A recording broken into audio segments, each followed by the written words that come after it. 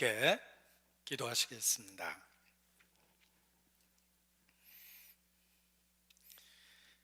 역사를 주관하시는 거룩하신 하나님, 오늘도 주의 긍휼과 은혜를 힘입어 하나님 앞에 그리스도 예수 안에서 함께 모였습니다.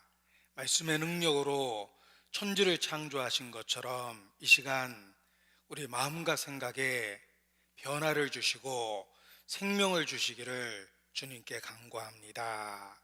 그 옛날 여러 병든 자가 고통 속에 예수님께 부르짖었을 때 모두에게 응답하셨습니다.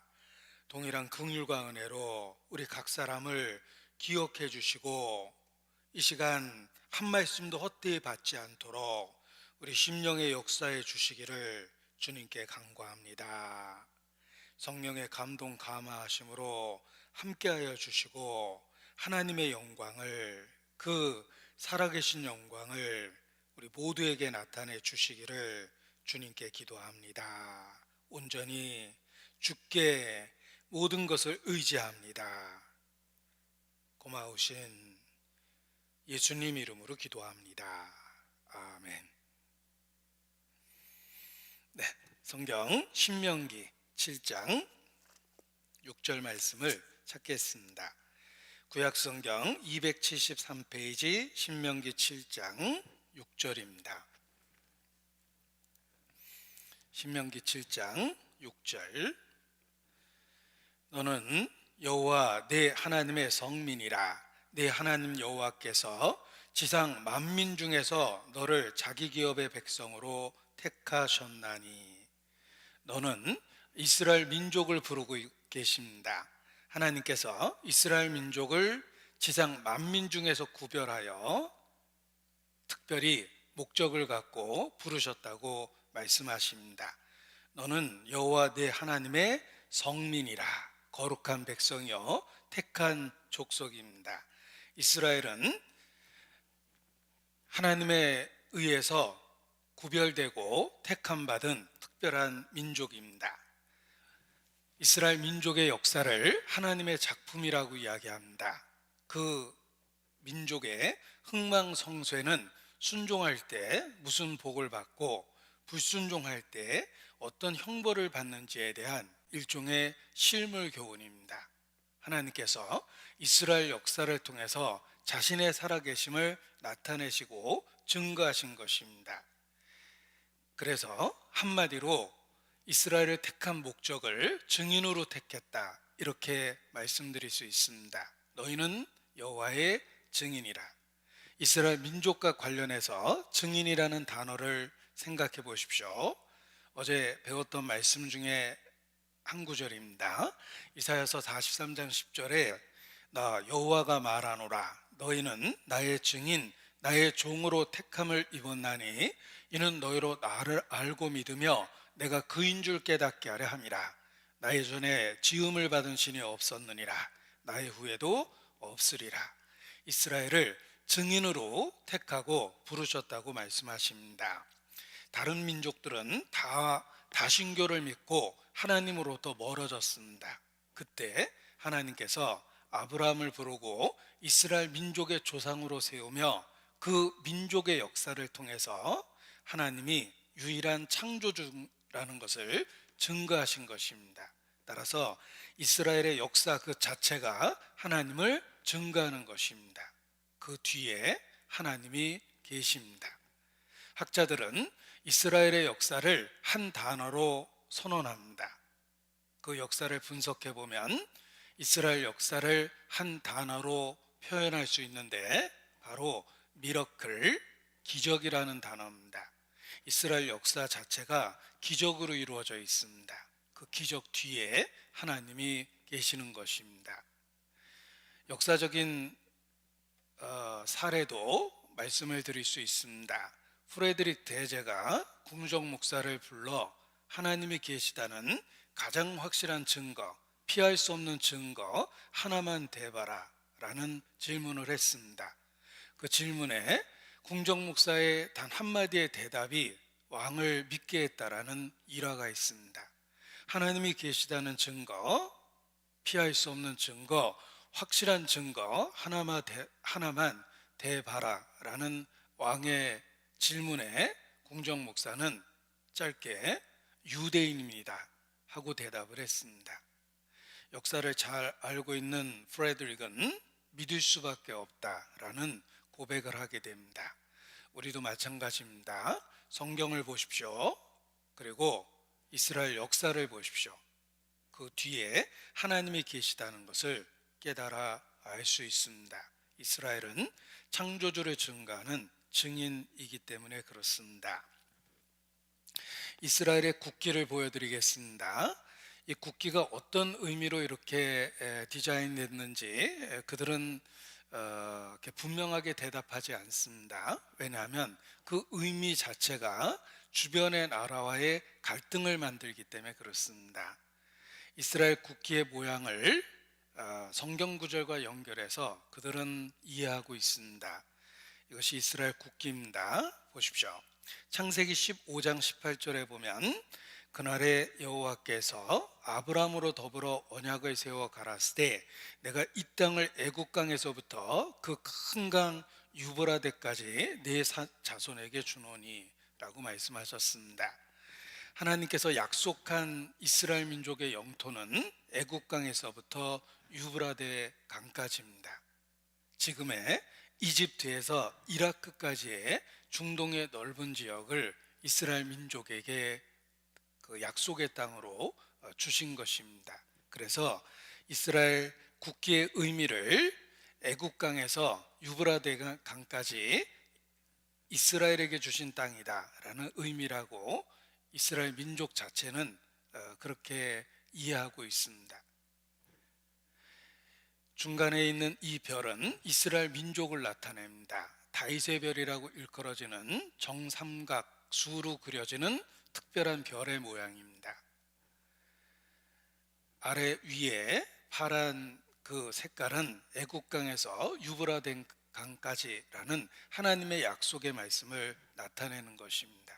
그래서 만일 이 말씀대로 이스라엘의 영토를 그렇게 주장한다면 중동의 대부분의 나라와 전쟁할 수밖에 없습니다. 그러니까 대놓고 국기의 의미를 설명하지는 않는 것입니다. 자, 그런데 이스라엘 그 민족의 국기 자체도 놀라운 그 비밀이 들어있다라고 이야기합니다. 보십시오. 이스라엘 국기에 대한 이야기를 좀 설명을 해보겠습니다. 자, 이것이 이스라엘 국기입니다. 여기 화면에 특별한 도형이 보이는데 어떤 도형이 보이는지 모르겠습니다. 이 그림 속에 감춰진 도형이 있습니다. 바로 다윗의 별이라고 일컬어지는 도형이 들어있는 것입니다. 이 다윗의 별은 완전한 정삼각형을 서로 겹쳐놓은 모습입니다. 이런 도형을 그리기 위해서는 정삼각수가 필요합니다. 가장 작은 별은 13개의 숫자로 그릴 수 있는 정삼각형 2개입니다. 정삼각수라고 이야기합니다. 이 별을 조금만 크게 그려보면 37개의 별로 그릴 수 있습니다. 또 다윗의 별을 조금 더 크게 그려보면 73개의 별로 그릴 수 있습니다. 숫자를 세어보면 확인해 볼 수 있습니다. 그런데 이 다윗의 별은 3과 7이라는 특별한 숫자를 갖고 있다는 것입니다. 3은 하나님을 나타내는 삼위일체의 숫자입니다. 7도 완전수라고 해서 천지창조 숫자입니다. 3과 7은 신성한 숫자로 동서양을 물어나고 알려져 있습니다. 자기 일과 자기 숫자 외에 나누어지지 않는 소수라고 해서 특별한 숫자인데 특별히 3과 7은 신성한 의미를 갖고 있습니다. 자, 3과 7로 만들 수 있는 숫자는 2개입니다. 37과 73입니다. 이 두 숫자는 다윗의 별을 그릴 수 있는 완전한 정삼각수입니다. 그런데 이 두 숫자를 곱해보면 다윗의 별을 그릴 수 있는 37로 그릴 수 있는 별 73개를 그릴 수 있다는 뜻입니다. 두 숫자를 곱해보면 2701이라는 특별한 숫자가 나타납니다. 그런데 이 숫자와 이스라엘 국기가 관련이 있다는 것입니다. 보십시오. 이것이 이스라엘 국기입니다. 37과 73으로 그릴 수 있는 다윗의 별, 정삼각수입니다. 3과 7은 신성한 숫자며 동서양을 물어나고 신성한 숫자로 알려져 있습니다. 동양의 칠지도라는 제2 때 쓰는 칼날이 7개의 칼날로 되어 있다 이렇게 이야기합니다. 3과 7은 신성한 숫자들로 동서양을 물어나고 그렇게 취급을 받았습니다. 이 두 숫자를 곱하면 2701입니다. 자, 히브리어 알파벳은 22개의 자음으로 이루어져 있습니다. 영어는 26개의 알파벳으로 이루어져 있는데 히브리어는 22개의 자음으로 이루어져 있습니다. 그리고 각각의 22개의 자음에는 그 숫자를 나타내는 특별한 숫자 값이 있습니다. 고대인들은 알파벳을 숫자로 사용했기 때문에 22개 알파벳에는 고유의 숫자 값이 있게 되어 있습니다. 자, 이게 창세기 1장을 기록한 히브리어입니다. 한번 같이 읽어보겠습니다. 자, 그런데 히브리어는 왼쪽에서 오른쪽으로 읽는 게 아니라 오른쪽에서 왼쪽으로 읽는 겁니다. 순서 자체가 다릅니다. 여기 창세기 1장 1절의 단어입니다. 태초에 하나님이 천지를 창조하시니라 라는 단어인데 여기 히브리어 단어의 의미를 위에 영어로 써놨습니다. 히브리어는 동사가 먼저 나오는 문법적 구조를 갖고 있습니다. 대부분의 언어는 주어, 동사 이렇게 시작되는데 히브리어는 동사를 먼저 씁니다. 여기 히브리어로 창세기 1장 1절 태초에 하나님이 천지를 창조하시니라 라는 단어인데 7개의 단어며 28개의 알파벳을 갖고 있습니다. 이 28개의 알파벳의 숫자 값을 써본 겁니다. 그렇다면 각 단어의 숫자 값이 나오겠죠. 7개의 단어의 숫자 값이 나옵니다. 밑에 그 단어의 숫자 값을 적어 놓은 겁니다.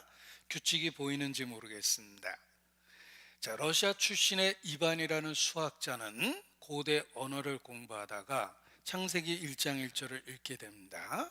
그는 수학자입니다. 고대 언어를 공부하다가 창세기 1장 1절이 숫자로 읽혀지기 시작했습니다. 수학자로서의 습관 때문에 알파벳을 숫자로 읽은 겁니다. 그리고 규칙이 있다는 사실을 발견하게 됐습니다. 놀랍게도 창세기 1장 1절에서만 7과 관련한 규칙을 순식간에 10몇 개를 찾아냈습니다. 너무나 신기했습니다. 결코 우연이 될 수 없는 숫자적 조합이기 때문에 그렇습니다. 이반은 그때부터 성경을 숫자로 계산하다가 결국은 죽음을 맞이했다라고 되어 있습니다. 갑자기 죽은 그의 집을 경찰이 수색하고 확인했는데 그의 방에 성경을 숫자로 계산한 노트들이 가득 발견됐다. 이런 일화도 있습니다. 이반은 성경이 수학적 설계로 되어 있다는 것을 발견한 것입니다. 자, 우리의 눈에도 그 규칙이 보이는지 모르겠습니다. 여기 창세기에 7개의 단어가 있고 28개 알파벳으로 이루어져 있는 겁니다. 1부터 7까지 더하면 28이기도 합니다. 그럴 수도 있겠지만 아무튼 특별합니다. 여기 7개의 단어는 2개씩 3개씩 합쳐보면 삼위일체 하나님의 숫자들이 나타나기 시작합니다. 우연치고는 참 독특한 그 결과입니다. 이 단어를 결합해 보면 삼위일체 하나님의 숫자들이 나타납니다. 더 놀라운 건 이 단어를 다 더해 보면 2701입니다. 바로 3과 7로 만들어지는 숫자, 신성한 숫자로 일컬어지는 다윗의 별을 그릴 수 있는 그 독특한 숫자 체계가 창세기 1장 1절에 들어있었던 겁니다. 자, 1부터 73까지 다 더하면 2701입니다. 이게 완벽한 정삼각수이기 때문에 그렇습니다. 여기 창세기 7개의 단어 중에 땅과 관련한 2개의 단어가 있습니다. 그 땅과 관련한 2개의 단어를 더해보면 703입니다. 창세기 1장 1절에서 땅과 관련한 703이라는 숫자를 제외하면 나머지 숫자가 1998입니다. 이 두 숫자를 더하면 2701입니다. 1998이라는 숫자를 3으로 나눠 보십시오. 666입니다. 따라서 2701이라는 완벽한 정삼각수의 중간에 703이라는 땅이라는 숫자를 제외시키면, 재미난 건 703이라는 숫자는 1부터 37까지의 합입니다. 아까 37과 73은 특별한 숫자라고 그랬는데 1부터 37까지의 합은 703이고 1부터 73까지의 합은 2701입니다. 땅과 관련한 단어가 또 하나의 정삼각수가 되는 것입니다. 땅을 제외시키면 666이라는 세 개의 숫자가 나옵니다. 창세기 1장에 땅을 사탄이 둘러싸고 있는 모습이 나옵니다. 그래서 이 세상은 시작할 때부터 하나님으로부터 분리돼서 사탄의 영향력 아래 있었다라는 것입니다. 영적 비밀이 창세기 1장 1절에 들어있다라고 이야기합니다. 제가 지금 창세기 1장 1절에 있는 7단어의 숫자 값을 말씀해 드렸는데 그 자체가 신비입니다. 그래서 이 성경을 수학적으로 계산하는 그런 사람들이 많이 있습니다. 이 작은 별은 1부터 37까지 만든 작은 다윗의 정삼각수 별입니다. 이 1부터 37까지 갖고 만든 작은 별, 확대하면 이렇게 되겠죠. 그 별이 73개가 모여서 또 하나의 거대한 다윗의 별을 만들고 있는 것입니다. 그리고 여기 색깔별로 분리한 것은 중간에 땅이라는 단어가 있고 하늘과 관련된 단어를 모아보면 1332인데 중간에 요 초록색으로 표현한 다윗의 별을 다 합하면 666입니다. 따라서 하늘과 땅 사이에 666 이렇게 사탄의 역사가 있다, 뭐 이런 그 그림이 보이기도 합니다. 예수님이란 이름을 헬라어로 예수와 이렇게 표현하는데 그 단어의 숫자 값을 기록하면 888입니다. 8은 새 출발 새 생명이라는 뜻이며 예수님은 새 생명을 주는 삼위일체 하나님이다. 이름 자체가 그렇게 되어 있습니다. 사탄의 이름의 숫자 값은 666 이렇게 표현하는데 예수님의 이름은 888입니다.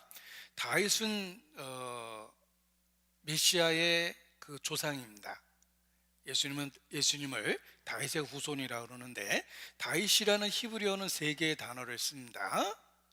그래서 영어로도 데이비드라는 세 개의 그 자음이 들어있게 되는 겁니다. 히브리어로 세 개의 자음을 쓰게 되는데 이 세 개의 자음의 숫자 값을 확인해 보면 463다 더하면 14죠. 예수님의 족보를 보십시오. 다윗의 후손으로 오셨습니다. 아브라함부터 다윗까지가 14대입니다. 다윗부터 바벨론에 이거할 때까지 14대입니다. 바벨론에 이거한 후부터 예수 그리스도까지 14대입니다. 예수님은 14대 14대 14대 만에 태어나서 14일 1월 14일 6월절 날 죽으셨습니다. 그리고 다윗이라는 이름의 숫자 값도 14라는 것입니다.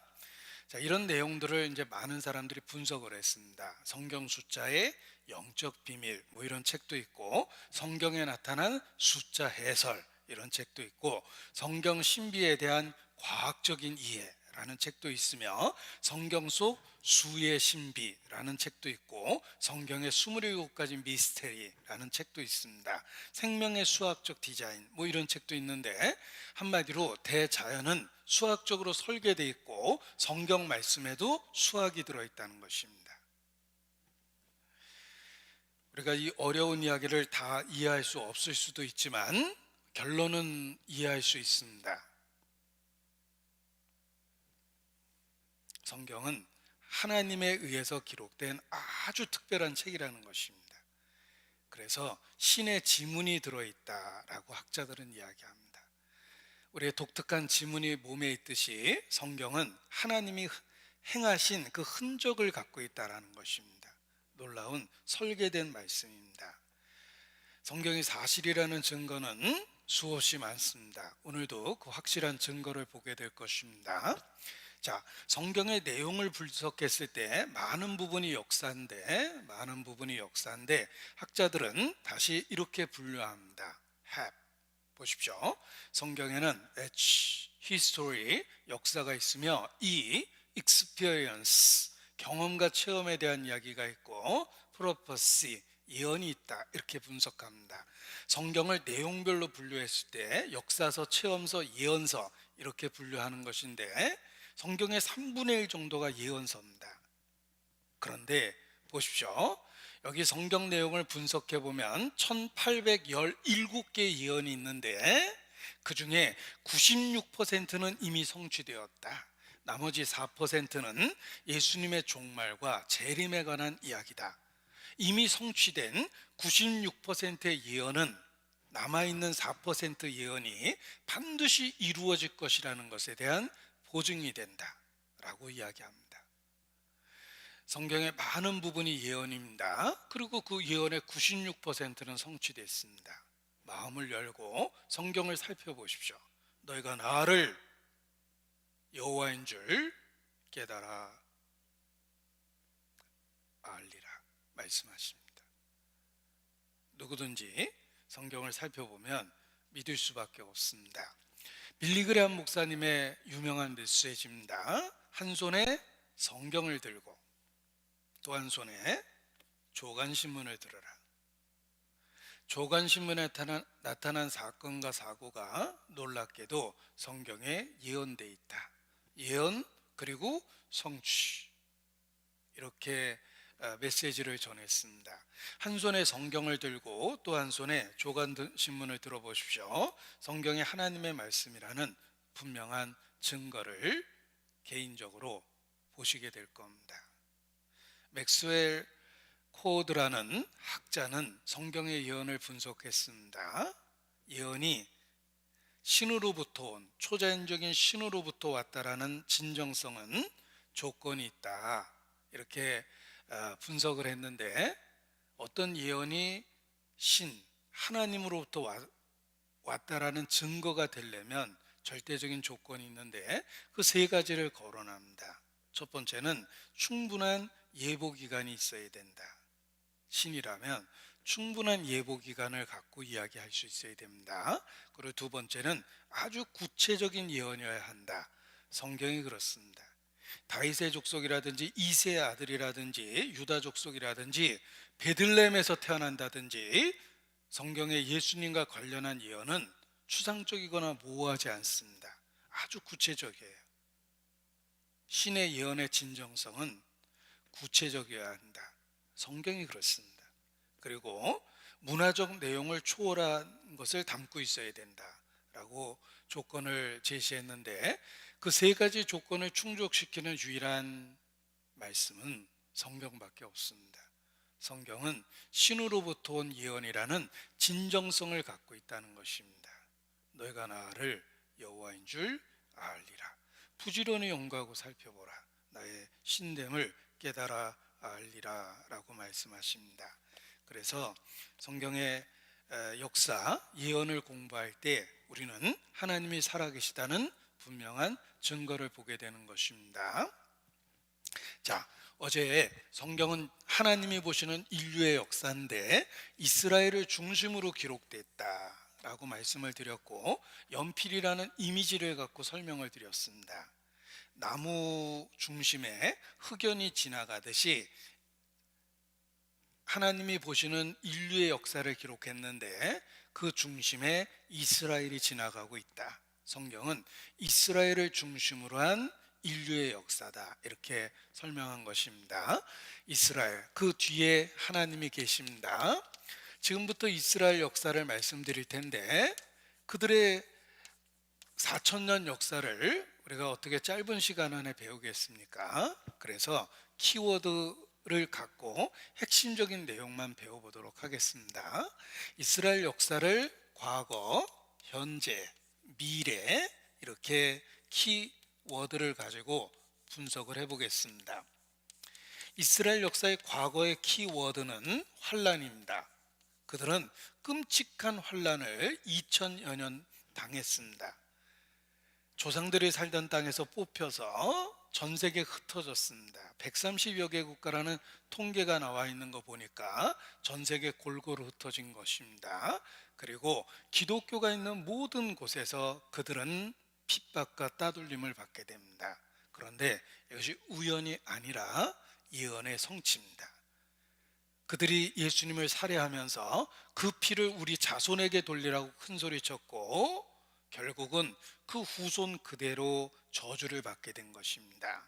이스라엘이 어떤 저주를 받게 될 것인지를 레위기 26장 33절에 말씀하셨는데 보십시오. 내가 너희를 열방 중에 흩을 것이요 내가 칼을 빼어 너희를 따르게 하리니 너희의 땅이 황무하며 너희의 성읍이 황폐하리라. 정말 그렇게 됐습니다. 그들은 전 세계에 흩어졌고 가는 곳마다 칼이 따라다닌다는 말처럼 그들은 가는 곳마다 환난과 저주를 받았습니다. 그리고 젖과 꿀이 흐른다는 가나안 땅은 완전히 황무지가 됐습니다. 우리 시대에 히틀러가 600만 유태인을 살해했습니다. 여기 유대인을 살해한 숫자를 돌에다 새겨놨습니다. 600만 명의 유대인을 살해했습니다. 유대인 환란과 관련한 유명한 말입니다. 온 바다가 잉크로 채워져 있고 온 세계에 갈대가 펜이며 온 세계인이 글을 쓴다 해도 유대인이 받은 박해를 모두 쓰기는 어렵다. 자, 과장된 표현이 아닙니다. 유대인의 환란의 역사가 정말 그러합니다. 그들은 2000여 년 연속적인 끔찍한 환란을 받았습니다. 기억할 것은 2000년 동안 그들이 받은 환난과 저주는 그리스도를 배척한 죄가 얼마나 무섭고 심각한지를 보여주는 경고가 되는 것입니다.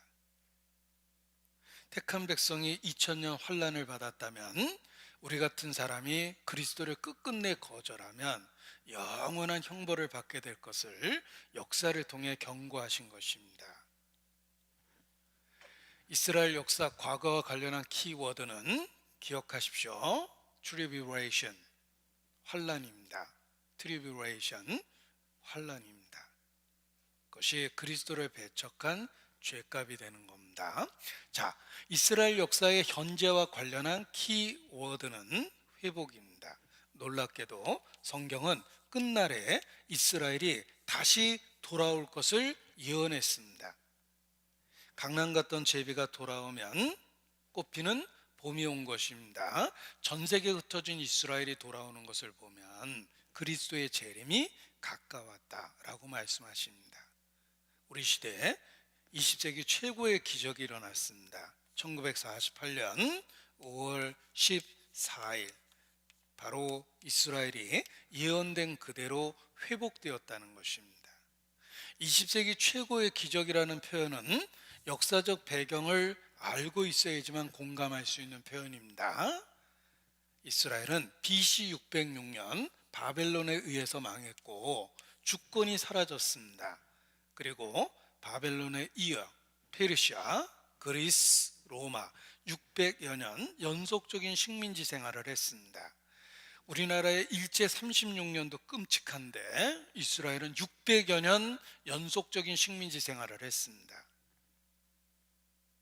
그리고 마침내 로마 시대에 AD 70년 로마의 타이투스에 의해서 전 세계에 흩어지게 됩니다. 예루살렘은 불탔고 성전도 불타버렸고 유대인은 노예로 팔리게 되었습니다. 보십시오. 나라가 없어진 지 2600년 만에 전 세계에 흩어진 지 2000년 만에 독립하는 나라 보셨습니까? 이스라엘입니다. 그 뒤에 하나님이 계시는 겁니다. 우리 시대에 기적이 일어났습니다. 자, 어떤 분은 아무리 성경 이야기를 해도 잘 못 믿는 분이 계시는데 어떻게 하면 믿으시겠습니까? 혹시 기적이 일어나면 믿겠습니까? 라고 여쭤보니까 뭐 그러면 믿죠 이렇게 대답하셨습니다. 여러분 중에도 그런 분 많이 계실 겁니다. 기적이 일어나면 믿을 수 있다라고 생각하실 겁니다. 자, 최고의 기적이 무엇일까? 죽었다 깨도 못하는 일이 뭘까 생각해 보십시오. 죽었다 깨나는 일입니다. 죽었다 깨나도 못하는 일은 죽었다 깨나는 겁니다. 최고의 기적이 될 겁니다. 만약에 제가 이 자리에서 죽은 사람을 살리는 기적을 일으키면 기적 좋아하는 분들은 쉽게 믿을 수 있을 겁니다. 그런데 하나님은 스케일이 크십니다. 죽은 사람을 살린 게 아니라 죽은 민족을 살렸습니다. 이스라엘 민족 전체를 살린 거예요. 이것은 죽은 사람을 살리는 것보다 더 놀라운 기적입니다. 하나님이 하신 일입니다. 우리 시대 이스라엘 그들이 회복되었습니다. 그래서 이러한 사실을 미리 말씀하셨습니다. 보십시오. 에스겔 시대에 있었던 일입니다. 에스겔은 BC 593년 바벨론 시대의 선지자입니다. 여호와께서 권능으로 에스겔을 데리고 뼈가 심이 많고 아주 마른 골짜기에 데려가셔서 뼈들을 살아나라고 명령을 하라고 요청하십니다. 이 마른 뼈가 가득한 골짜기에 데리고 가서 이 뼈들이 능히 살겠느냐 한번 살아나라고 명령을 해봐라. 에스겔이 명령하니까 이 뼈 저 뼈가 들어맞아서 움직이기 시작합니다. 이 뼈 저 뼈가 들어맞아 뼈들이 서로 연락하며 뼈에 힘줄이 생기고 살이 오르고 생기가 들어가서 서는데 극히 큰 군대가 됩니다. 죽은 뼈가 살아나는 기적을 보여주신 겁니다. 그리고 설명하시기를 이 뼈들은 이스라엘 온 족속이라, 완전히 멸망한 이스라엘이 마지막 때 회복될 거라는 것을 마른 뼈가 살아나는 모습으로 환상으로 보여주신 겁니다. 보십시오. 선지자를 데리고 가서 골짜기가 가득한 마른 뼈가 가득한 골짜기에 데리고 가서 이 뼈들을 살아나라고 명령을 해보라고 하신 겁니다. 자, 이 허접한 그림은 제가 직접 그린 겁니다. 여기 선지자 에스겔이 있고 골짜기에 마른 뼈가 가득합니다. 이렇게 마른 뼈들이 어떻게 살아날 수 있습니까? 하나님이 살아나라고 명령해 보라고 그러십니다. 그래서 선지자는 순종했습니다. 제가 선지자 대역으로 출연했습니다. 보십시오.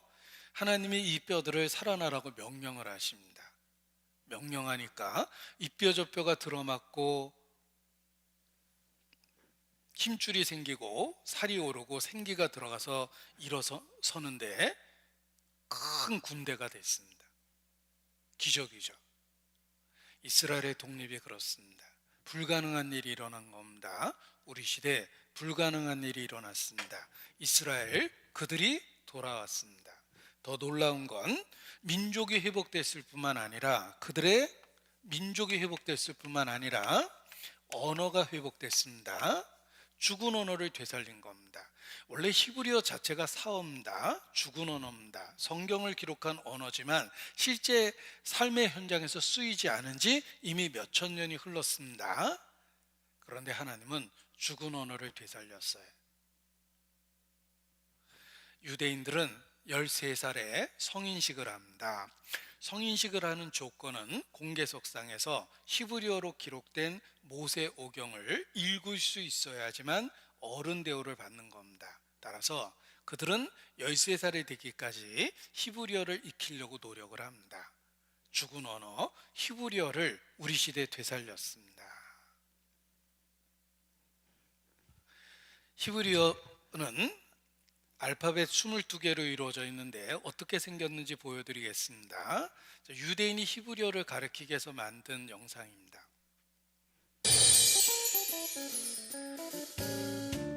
א', ב', ו' ג', ד', ה' ו', ז', ח', ט' י', כ', כ' ל', מ', נ' ס', ע', פ', פ' צ', ק', ר'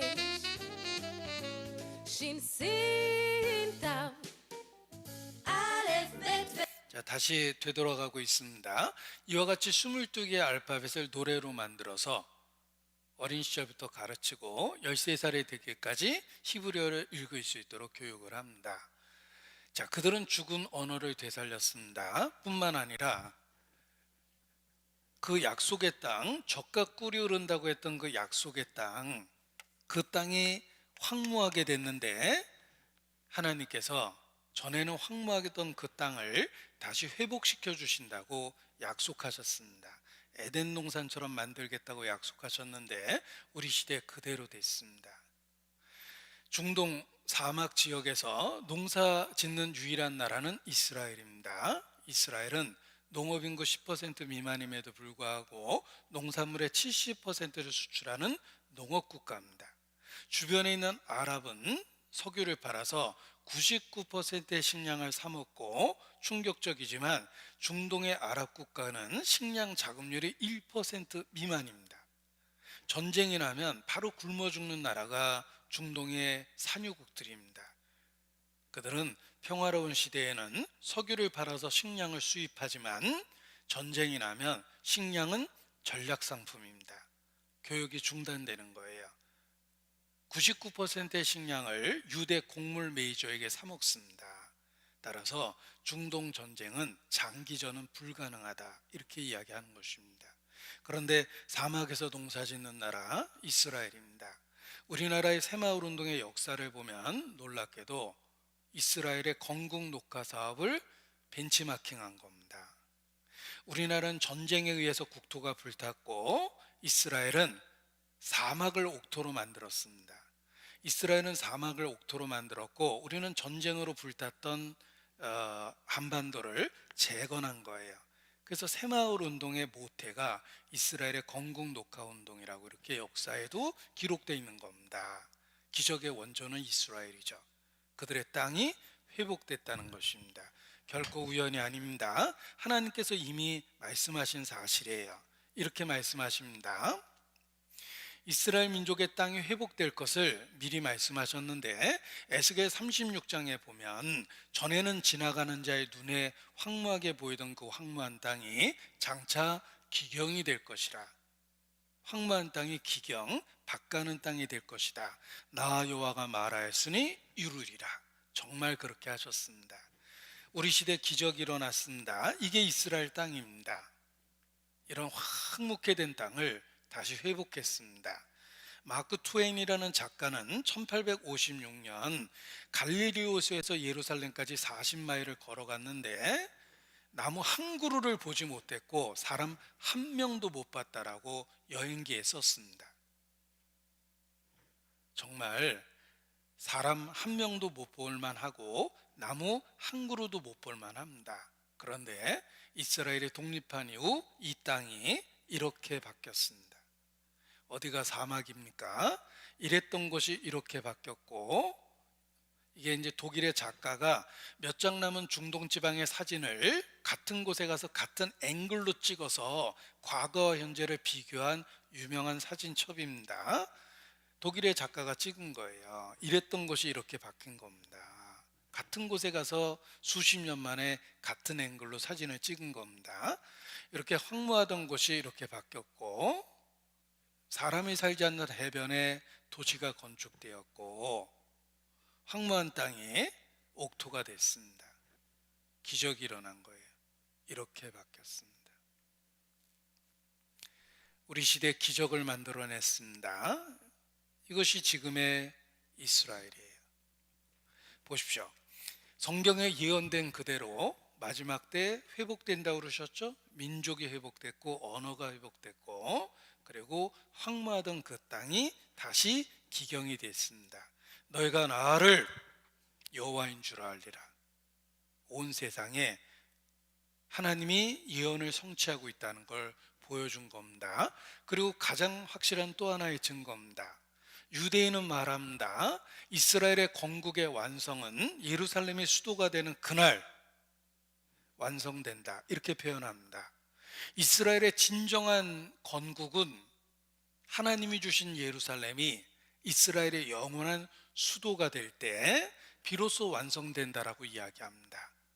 그런데 그 예루살렘을 독립한 지 20년 뒤 1967년 6월 7일 6.1 전쟁이라는 기적 속에 이스라엘이 예루살렘을 되찾았습니다. 유대인이 2000년을 떠돌면서 그들의 민족적인 소원을 하나의 그 표로 만들었는데 내년에는 예루살렘에서 라는 표입니다. 들어보셨죠? Next year in Jerusalem.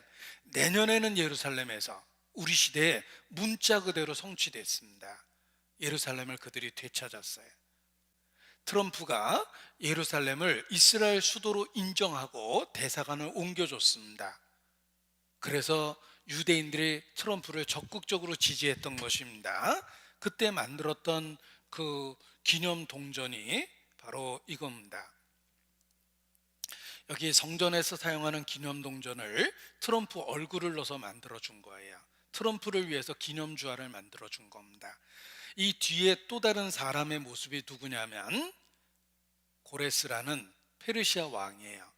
바벨론으로부터 이스라엘을 독립시켜준 고레스 왕, 그들은 고레스를 메시아 취급했습니다. 트럼프가 우리 시대에 똑같은 일을 했다는 것입니다. 그래서 예루살렘을 수도로 인정해준 트럼프를 위해서 이렇게 기념동전을 만들기도 했습니다. 보십시오. 우리 시대 이스라엘이 2000년 꿈꿨던 내년에는 예루살렘에서라는 그 꿈이 우리 시대에 이루어졌습니다. 우리는 예언의 성취 시대를 살고 있는 것입니다. 트럼프의 정치적 기반은 백인 크리스찬들이라고 이야기합니다. 트럼프는 성경적인 정책을 폈고 백인 크리스찬들의 적극적인 지원을 받았기 때문에 이번에도 미국 사람의 절반 정도가 트럼프를 적극 지지한 겁니다. 그들의 일반적인 견해를 한번 들어보도록 하겠습니다. 보십시오.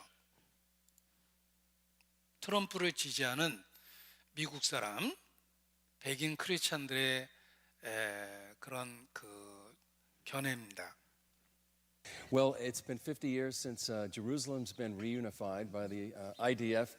So do you see what happened 50 years ago as like a watershed in prophetic history? Oh, there's no question it's a watershed. I think, again, think of for millennia, the Jews have been displaced out of their own land. For millennia, Jews had no access to their most sacred site, which was the Western Wall in Jerusalem. I went to the wall myself twice yesterday because I didn't want to miss the blessing of being there for that extraordinary, miraculous event that happened 50 years ago, the reunification of Jerusalem. It was foretold in the scriptures. We knew it from Zechariah, we knew it from Ezekiel, we knew it from Jeremiah. It happened within our lifetimes, this miracle, this fulfillment of the reunification. Jerusalem is the epicenter of the world. In God's view, and the Lord in his scripture stated very clearly that the Jews would one day come back to their own land, the same people, the same language, serving the same God. And miraculously, they came back and established the modern Jewish state in 1948, but that wasn't all. God said he was going to perform a new covenant with Jerusalem to give them a new heart, which he has done. And also, he said he was going to bring Jerusalem back. 자, 이 견해를 들어보십시오. 지금 우리가 성경 공부하는 내용과 똑같다는 것입니다. 예언된 그대로 이스라엘이 돌아왔고 예루살렘이 그들에게 돌아갔습니다. 우리가 바로 예언의 성취 시대를 살고 있는 것입니다. 그래서 길에서 만나는 유대인들이 예루살렘을 여행하다 보면 샬롬 하고 인사를 하는데 평강이라는 인사말이며 그들이 손가락 두 개를 펴서 샬롬하고 인사를 합니다. 이 손가락 두 개의 의미가 무엇일까? 물어보면 2 seconds away 이렇게 대답합니다. 2 seconds away. 역사는 곧 끝이 납니다. 2초 남았습니다. We are 2 seconds away from the coming of Messiah. 메시아가 올 때까지 2초 남았습니다. 이런 뜻입니다. 그들 스스로가 이 시대가 마지막 시대라고 이야기합니다. 왜냐하면 마지막 때 이스라엘과 관련해서 되리라 했던 말씀이 문자 그대로 성취됐기 때문에 그렇습니다. 기억하십시오. 우리 시대 현재와 관련한 이스라엘 역사의 키워드는 회복입니다. 우리는 그것을 보고 있습니다. 자, 그렇다면 미래, 앞으로 이스라엘이 어떻게 될까? 결국 세상이 끝장나는 마지막 전쟁이 이스라엘에서 일어납니다. 그것이 바로 그 유명한 아마겟돈이에요. 아마겟돈은 역사적으로 유명한 전쟁터입니다. 지금의 이름으로 이스르엘이라고 그러는 이스라엘 평야입니다. 그 에스드라 엘론이라는 구약 시대의 명칭이 이스라엘 평야고 역사 속의 격전지입니다. 거기를 히브리 말로 아마겟돈이라고 그럽니다. 마지막 전쟁이 그곳에서 일어납니다. 성경은 마지막 전쟁이 중동에서 일어난다고 예언하고 있고 그 전쟁의 시나리오를 놀랍게도 2500년 전 에스겔 시대에 전쟁의 시나리오를 미리 예언하셨습니다. 마지막 전쟁에 대한 예언을 하셨는데 그 내용이 너무나 충격적입니다. 지금 보는 이 성경이 2500년 전에 기록된 에스겔서입니다. 마지막 때 로스메색 두 발이 쳐들어오는데 곡이라고 일컬어지는 나라며 다섯 나라를 데리고 이스라엘에 쳐들어오는데 다섯 나라가 5절에 써있죠. 그들과 함께한 바 방패와 투구를 갖춘 바사와 구스와 북과 고멜과 도갈마 족속입니다. 보십시오. 로스는 러시아의 어원이며 메색은 모스코바의 어원입니다.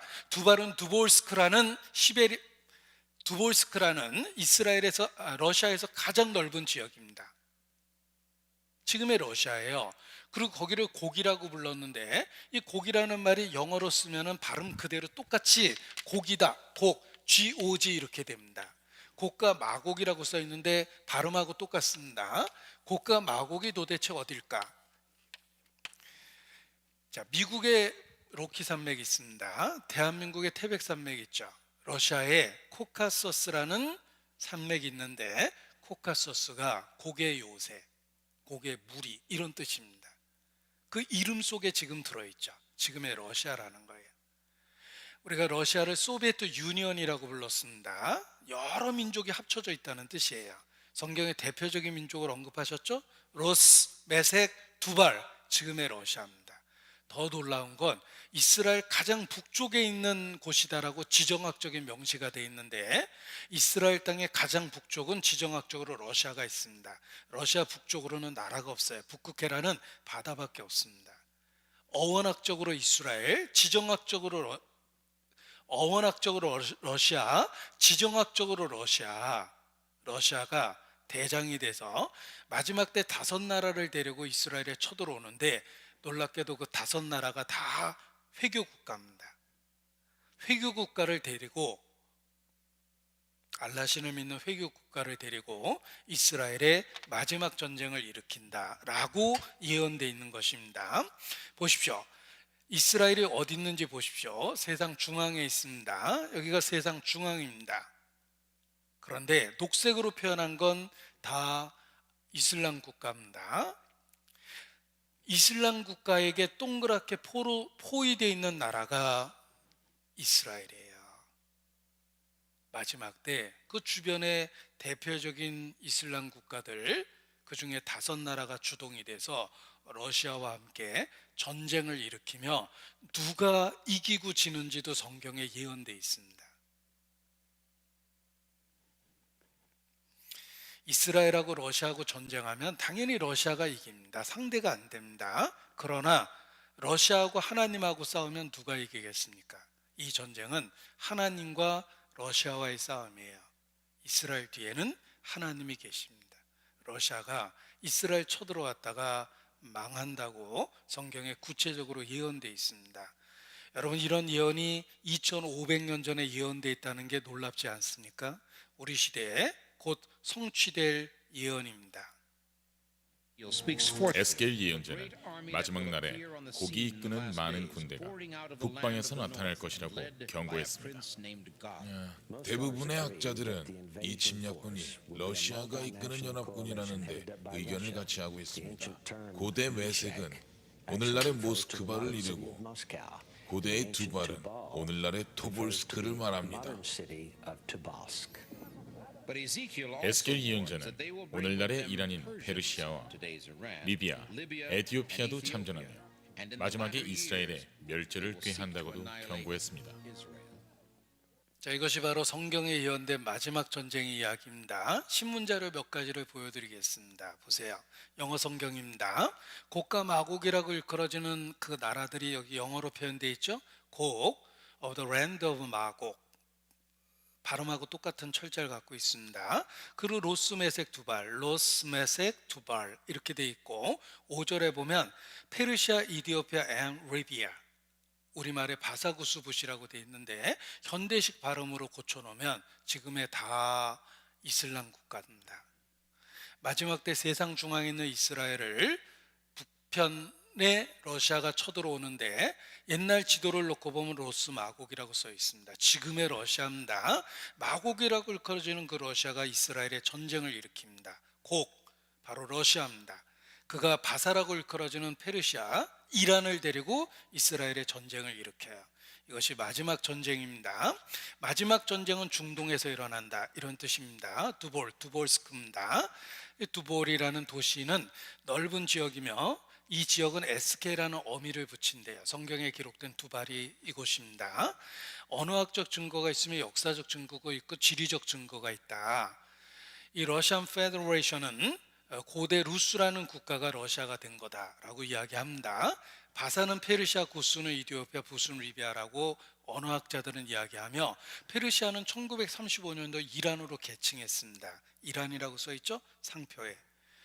그래서 페르시아, 이디오피아, 리비아라고 현대 번역에 돼 있는 것입니다. 바사는 이란, 구스는 이디오피아, 붓은 리비아, 다 회교 국가입니다.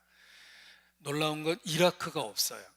중동 전쟁의 주역은 이라크인데 마지막 전쟁에 이라크가 없습니다. 그 이유는 지금 미군 점령하에 있고 무장 해제되어 있기 때문에 그렇습니다. 우리 시대를 본 것처럼 써놓은 거예요. 이건 미국에서 발행하는 예언 잡지인데 커버 스토리입니다. 무엇이 보입니까? 러시아가 이스라엘 쳐들어가는 이야기예요.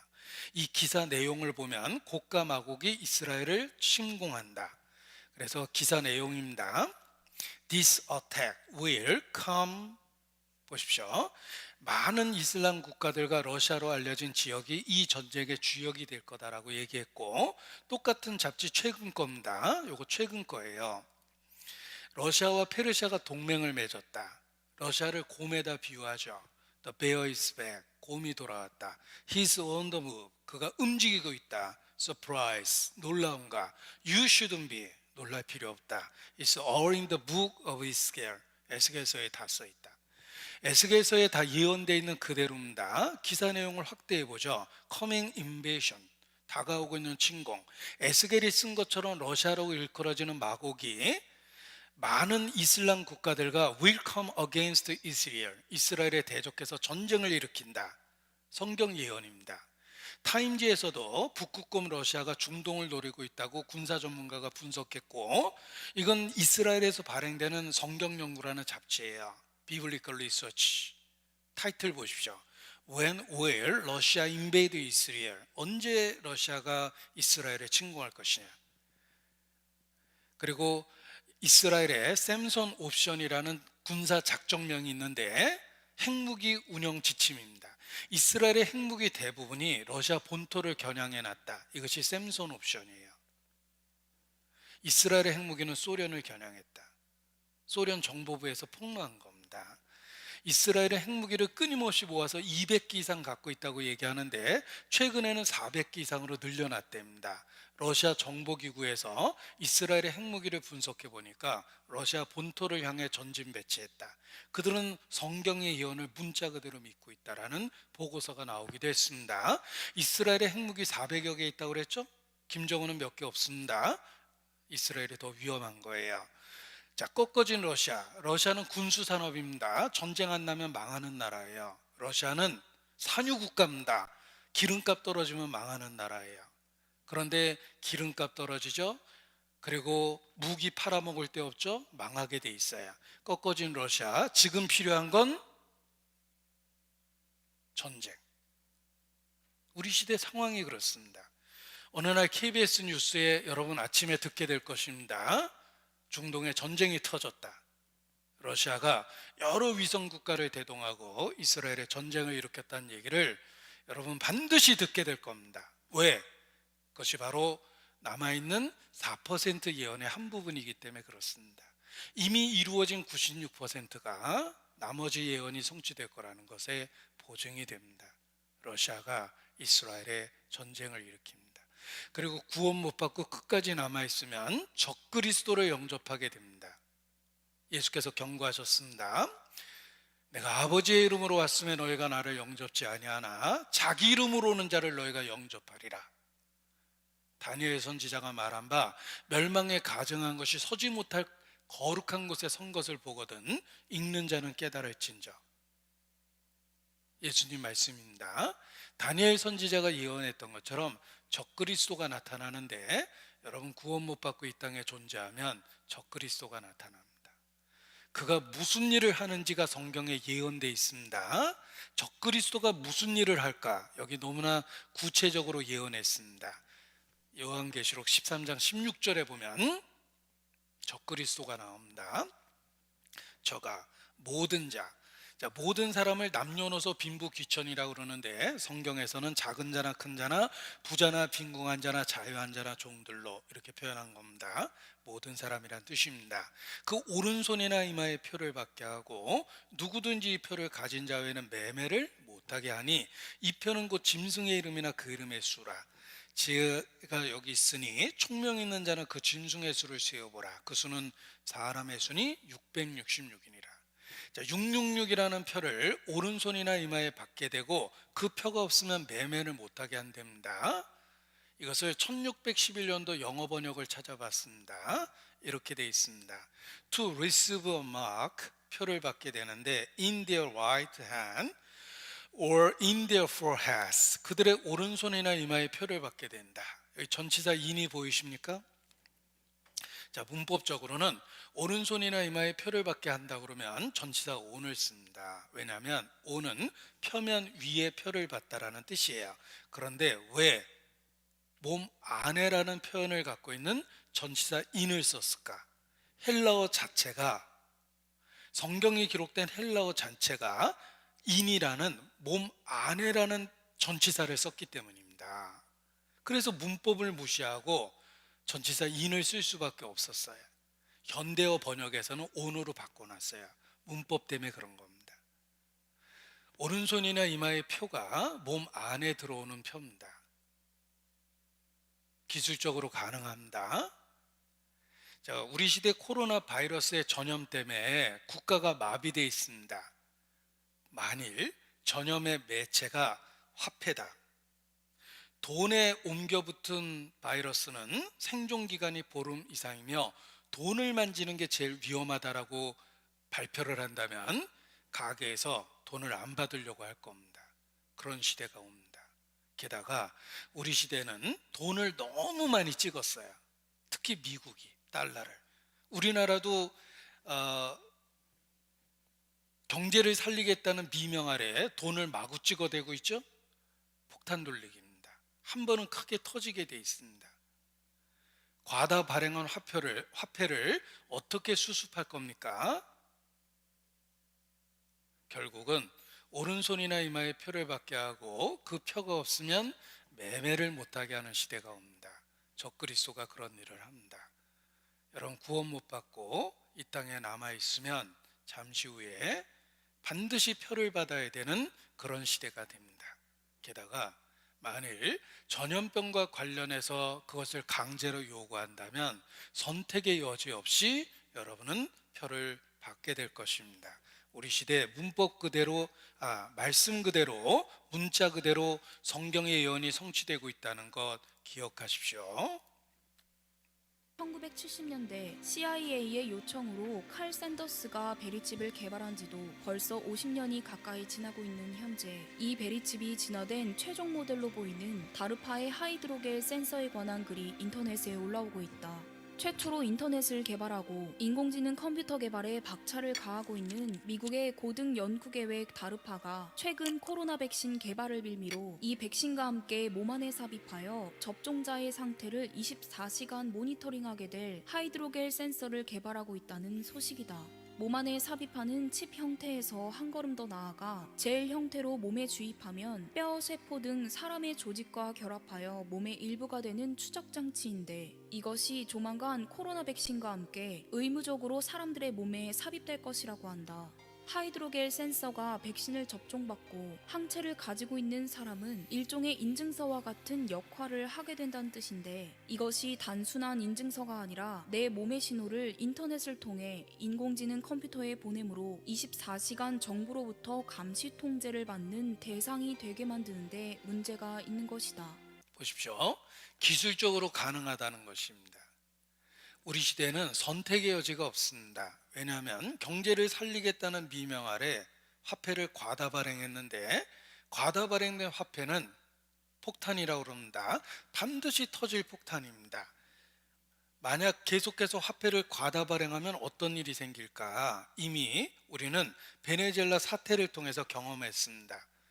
베네수엘라는 돈을 찍어서 경제를 해결하려고 하다가 휴지 살려면 이만큼의 지폐가 필요하답니다.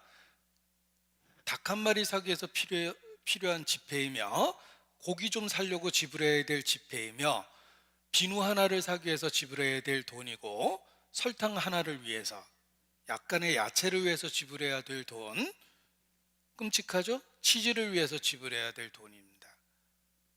그런데 베네수엘라만큼 돈 많이 찍은 나라가 미국입니다. 달러는 기축통화기 때문에 무한대로 찍어냈어요. 우리나라도 흉내내서 경제를 활성화시키겠다고 돈을 마구 찍어내고 국민들에게 돈을 나눠주고 있습니다. 결국은 폭탄처럼 터지게 돼 있어요. 그런 경제적 혼란을 잠재울 수 있는 유일한 방법은 딱 하나라고 학자들은 이야기합니다. 화폐의 과다 발행으로 인해서 생기는 경제적 혼란을 해결할 수 있는 유일한 방법은 캐시리스 소사이어티입니다. 현금 없는 사회라는 말을 점점 더 많이 듣게 될 거예요. 현금을 없애면 그 문제를 해결할 수 있지만, 현금을 없애면 어떻게 사고 팝니까? 성경에 예언되어 있죠? 오른손이나 이마에 표를 받게 합니다. 이 표는 신분증이 되는 거예요. 그리고 경제 거래를 할 수 있는 크레딧 도구가 되는 겁니다. 신분증을 영어로 ID라고 그럽니다. 그리고 경제 활동을 할 수 있는 크레딧 카드를 결합한 표를 몸 안에 받게 되는 거예요. 이것이 적그리스도가 다스리는 세상입니다. 신분 증명에 의한 대체 거래라고 이야기합니다. 행정전산화의 목표를 유니카드 시스템이라고 이야기합니다. 하나의 카드로 되는 세상을 만들겠다라는 건데, 이 하나의 카드는 개인의 위치 추적이 가능하게 돼 있어요. 우리가 차량의 위치 추적은 GPS, 글로벌 포지션 시스템이라고 해서 차량의 위치 추적이 가능합니다. 이 GPS가 더 발전되면 PLD라고 그래요. Personal Locating Device, 이런 뜻입니다. 개인의 위치를 추적하는 장치예요. 이런 장치가 어려운 게 아닙니다. 하나의 카드를 몸에다 삽입하게 되면 신분증명과 그리고 경제거래를 할 수 있는 거예요. 적그리스도는 이러한 시스템을 갖고 세상을 통치합니다. 성경이 왜 이렇게 구체적으로 장래일을 예언합니까? 너희가 나를 여호와인 줄 알리라. 믿을 수 있는 확실한 증거를 주신 겁니다.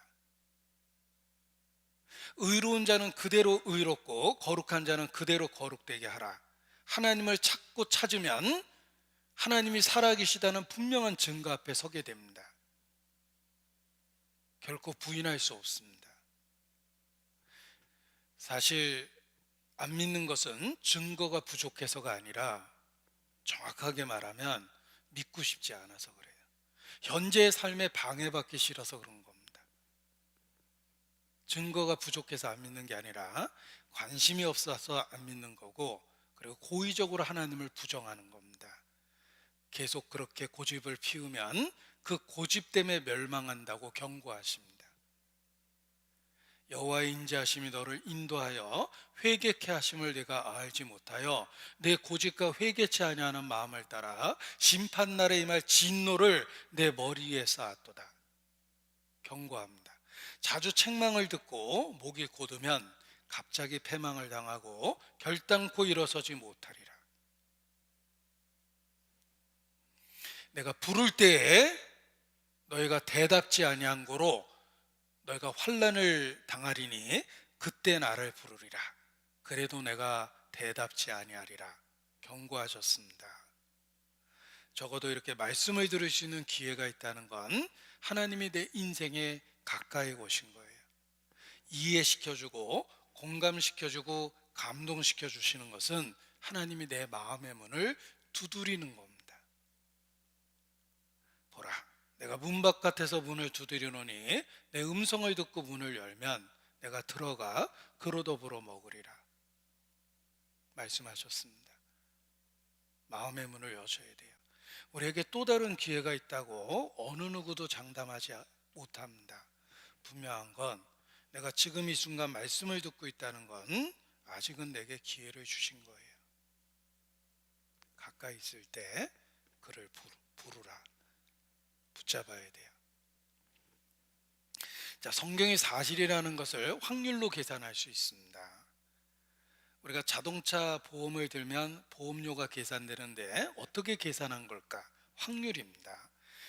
내 상황과 나이를 고려해서 확률로 금액을 계산해낸 거예요. 성경이 사실이라는 걸 확률로 계산할 수 있습니다. 성경이 사실이라는 걸 확률로 계산하면 놀랍게도 100%입니다. 한 번도 틀린 적이 없기 때문에 그렇습니다.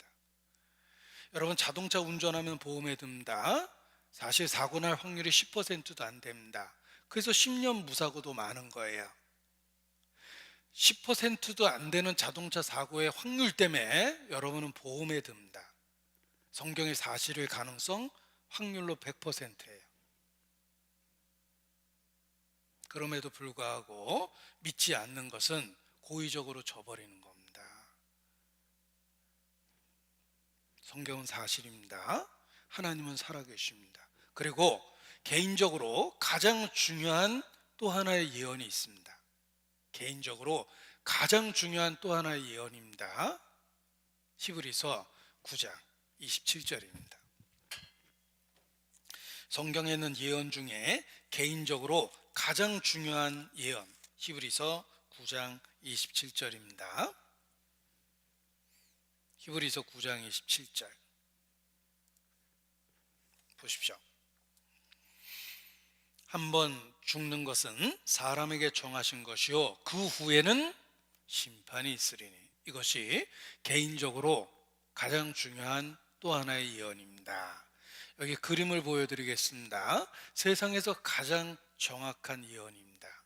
당신은 반드시 죽습니다. 더더욱 하나님 앞에 교만할 수 없는 이유는 오늘 밤이 마지막 밤일 수도 있다는 것입니다. 죽음 결코 끝이 아닙니다. 그 후에 심판이 있습니다. 사람에게 영혼이 있다는 것, 죽음 이후에 결코 끝이 아니라는 증거 중에 하나가 임사체험자입니다. 임사체험은 과학적으로 연구되고 있는 학문입니다. 임사체험을 영어로 ND라고 그럽니다. ND는 보십시오. Near Death Experience의 약자입니다. 거의 죽음을 경험했다. 이것이 임사체험입니다. 자, 사망진단서 끊어보셨습니까? 자기 거는 아직 안 끊어보셨죠? 사망진단서를 의사가 어떻게 끊어줍니까? 죽었다. 이렇게 끊지 않습니다. 죽음의 의학적 정의가 무엇입니까? 심폐기능정지가 의학적인 죽음이에요. 따라서 대부분의 사망진단서는 심폐기능정지라고 써줍니다. 심장이 멈추고 호흡이 멈추면 의학적으로 죽은 건데, 우리 시대는 심폐소생술이 널리 보급되면서 심장이 멈춘 상태에서 30분 이내에 병원에 갔을 때 살아나는 사람이 많습니다. 그래서 임사체험자가 많아졌어요. 분명히 의학적으로 죽음을 경험했는데 다시 살아나는 경우입니다. 그 임사체험자의 공통된 경험 3가지가 있습니다. 죽음을 경험하는 순간 몸 바깥에 나가는 것이 있었다.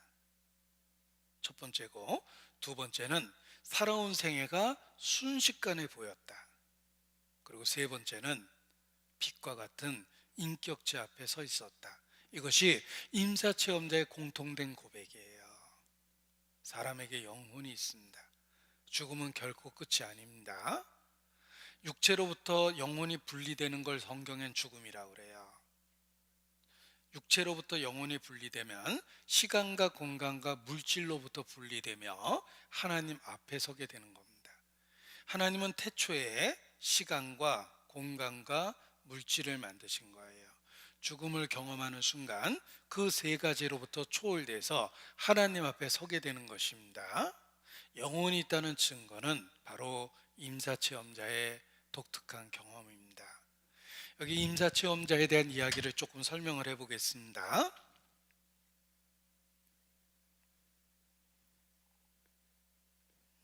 죽음을 경험하는 순간 몸으로부터 영혼이 분리된다는 것입니다. 그래서 내가 죽게 되었을 때 나의 영혼이 육체로부터 분리됐다. 이것이 바로 죽음인데, 우리 시대의 앤디 임사체험에 대한 최고의 권위자는 제프리 로웅 박사입니다. 이분은 죽음에 대한 수없이 많은 연구를 했어요. 그가 10년간 1300여 명의 죽음의 체험자를 연구한 실질적인 그 현장에서 죽음을 보고 쓴 글입니다. 여러 가지 특징이 있다는 거예요. 임사체험자의 특징은 명료하고 선명한 의식이 있었다. 분명히 심폐 기능이 정지된 상태에서 명료하고 선명한 의식이 있었다. 3일 동안 혼수 상태에 빠졌던 환자는 문병객이 양초를 갖고 와서 병상 옆 서랍에 넣었는데, 혼수 상태에서 깨어난 다음 초가 어느 서랍에 들어있는지 맞추어 사람들을 놀라게 했다. 이분의 사례 중에 하나입니다. 또 현실적인 유체 이탈의 경험이 있다. 임사체험자의 75.4%가 육신에서 빠져나오는 경험을 분명하게 했답니다. 유체 이탈 시에 관찰한 것들이 사실이었음을 객관적으로 입증하기도 했습니다. 뇌활동이 멈춘 상태에서 육신에서 멀리 떨어진 곳의 사물을 인지하고 그런 사례가 많다는 것입니다. 심장이 멈춘 상황에서 수술실에서 수유실로 이동하기도 했고, 수술실에서 병원 간이식당으로 이동하여 가족들 간의 대화를 듣고 무슨 대화를 했는지 이야기하기도 했습니다. 그리고 또 하나의 경험은 고양된 감각들. 죽음을 경험하는 순간 선천적인 시각장애인도 사물을 명확하게 보기 시작했답니다. 한 번도 보지 못했던 세계를 인식하기 시작했다는 거예요, 시각장애자가. 그래서 선천적인 시각장애인 5살짜리 소녀도 분명하게 나무새, 공중전화 박스 등을 보고 그것을 설명할 수 있었답니다. 한 번도 못 본 것을 죽음을 경험할 때 본 거예요. 전신 마취 중에도 의식이 활동했고 라는 것도 있습니다. 또 완벽한 삶의 회고, 과거를 정확하게 다 기억해냈다는 것입니다. 여기 퍼펙트라고 그랬죠. 완벽한 삶의 회고가 이루어졌다. 임사체험이 현실로 느껴졌는가? 1122명 중에 1071명이 꿈이 아니라 명확한 현실이다, 이렇게 대답을 했습니다. 임사체험 시에 만난 사람들은 모두 죽은 사람이에요. 산 사람을 만난 사례는 없답니다. 또 신기하죠? 꿈속에서는 죽은 사람 만나는 게 아니라 산 사람을 만나잖아요. 뇌의 기억의 부분들로 만들어진 것이라면 태어나기도 전에 죽은 가족을 만날 수 없을 텐데, 태어나기 전에 가족들에 대한 기억도 다 떠올릴 수 있었답니다. 그런 사례가 많습니다. 또 어린아이들의 경험은 선입관이 없대요. 그럼에도 불구하고 어른들의 경험과 동일하다는 건 누구의 말에 의해서 만들어진 지식이 아니라는 거예요. 죽음 이후에 영혼이 있다는 증거 중에 하나입니다.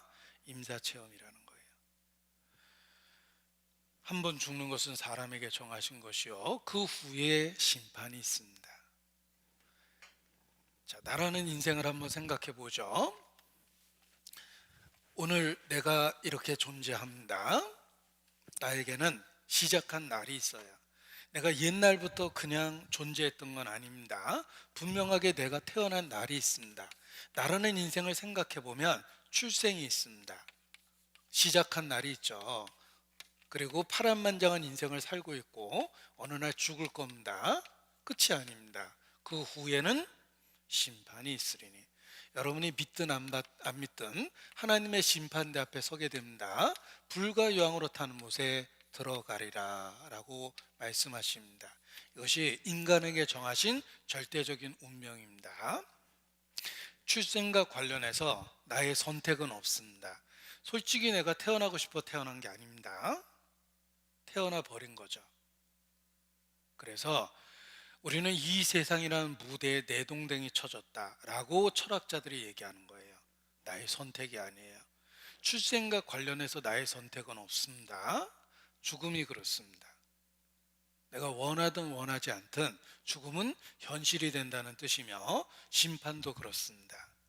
여러분이 믿든 안 믿든 잠시 후에 하나님의 심판대 앞에서 벌벌벌벌 떠는 날이 옵니다. 사람에게 정하신 것입니다. 한 번 죽는 것은 사람에게 정하신 것이요, 그 후에는 심판이 있다. 그래서 전도서 제일 마지막 장에도 이렇게 써 있습니다. 제가 화면을 통해 인용해 볼 텐데, 전도서 12장 제일 마지막 구절이에요. 일의 결국을 다 들었으니 하나님을 경외하고 그 명령을 지킬지어다. 이것이 사람의 본분이니라. 하나님은 모든 행위와 모든 은밀한 일을 선악간에 심판하시리라. 모든, 예외가 없습니다. 은밀한 일들 있죠. 어떤 일들은 너무 창피해서 부모한테도 이야기 못했던 죄들이 있습니다. 어떤 죄는 너무 창피해서 그것이 알려진다면 차라리 죽어버리고 싶은 그런 일들도 있을 겁니다. 그러나 그 모든 은밀한 일들이 하나님의 심판대 앞에 결국 드러납니다. 이것이 하나님이 정하신 것이기 때문에 그렇습니다. 우리 인생을 한 단어로 표현하면 생로병사라고 이야기합니다. 생로병사를 보죠. 태어났고 늙고 병들고 그리고 죽어가고 있습니다. 자, 생과 사, 탄생과 죽음, 그 중간에 노와 병이 있습니다. 내가 나이 들어가고 있다는 것은 죽음이 가까이 오고 있다는 증거예요. 여기저기 아프시죠? 죽음이 다가오고 있다는 증거입니다. 우리는 평생 노와 병을 경험하고 삽니다. 죽음이 있다는 걸 끊임없이 일깨워 주는 겁니다. 그리고 죽음이 그렇게 공포스러운 이유는 죽음이 끝이 아니기 때문에 그렇습니다. 죽음이 끝이라면 10년 뒤에 죽으나 지금 죽으나 별 차이가 없습니다. 무슨 좋은 일을 더 보겠다고 더 기대감도 없죠. 성경에 나이 들면 원욕이 그친다고 그랬는데, 먹는 것, 마시는 것, 보는 것, 누리는 것, 느끼는 것 다 아무런 의미가 없다라는 생각이 어느 순간에 듭니다. 죽음이 끝이라면 지금 죽으나 10년 뒤에 죽으나 특별한 차이가 없어요. 그런데 모든 사람은 본성적으로 죽음에 대한 엄청난 공포를 갖고 있습니다. 그것은 죽음은 결코 끝이 아니란 뜻이에요. 그 이후에 하나님 앞에 서게 되기 때문에 죽음이 공포감을 주는 겁니다. 죽음이 끝이 아니라는 증거는 여러 사례를 통해 입증할 수 있습니다. 예를 들면 자살을 시도했다가 살아난 사람 85%가 실제 통계에 나옵니다. 자살을 시도했다가 살아난 사람 85%가 살아난 걸 기뻐했다라는 통계가 있습니다. 까짓것 죽어버리겠다고 결심했는데 높은 데서 뛰어내리되 그 1, 2초도 안 되는 짧은 순간에 상상할 수도 없는 공포감에 휩싸였답니다. 자살하겠다고 약물을 목구멍으로 털어넣는데 약이 들어가자마자 전혀 예측하지 못했던 공포감이 밀려오기 시작했습니다. 손과 발로 기어서 응급실까지 와서 위세척 받은 사람도 있습니다. 죽음이 현실이 되는 순간 엄청난 공포감을 느낀답니다. 죽음은 결코 끝이 아니라는 거예요. 말기 암 환자도 신방을 가보면 마음의 정리를 하십니다. 내가 무슨 낙이 있겠냐, 나 다 정리했다. 그런데 정말 죽음이 현실이 된 그날 가까이 가보면 엄청나게 당황하고 계세요. 하나님 만난다라는 게 결코 쉬운 게 아닙니다. 내 하나님 만나기를 내가 예비해야 될 것이니라. 대저 여호와는 소멸하는 불이시라. 소멸하는 불이라는 말을 생각해 보십시오.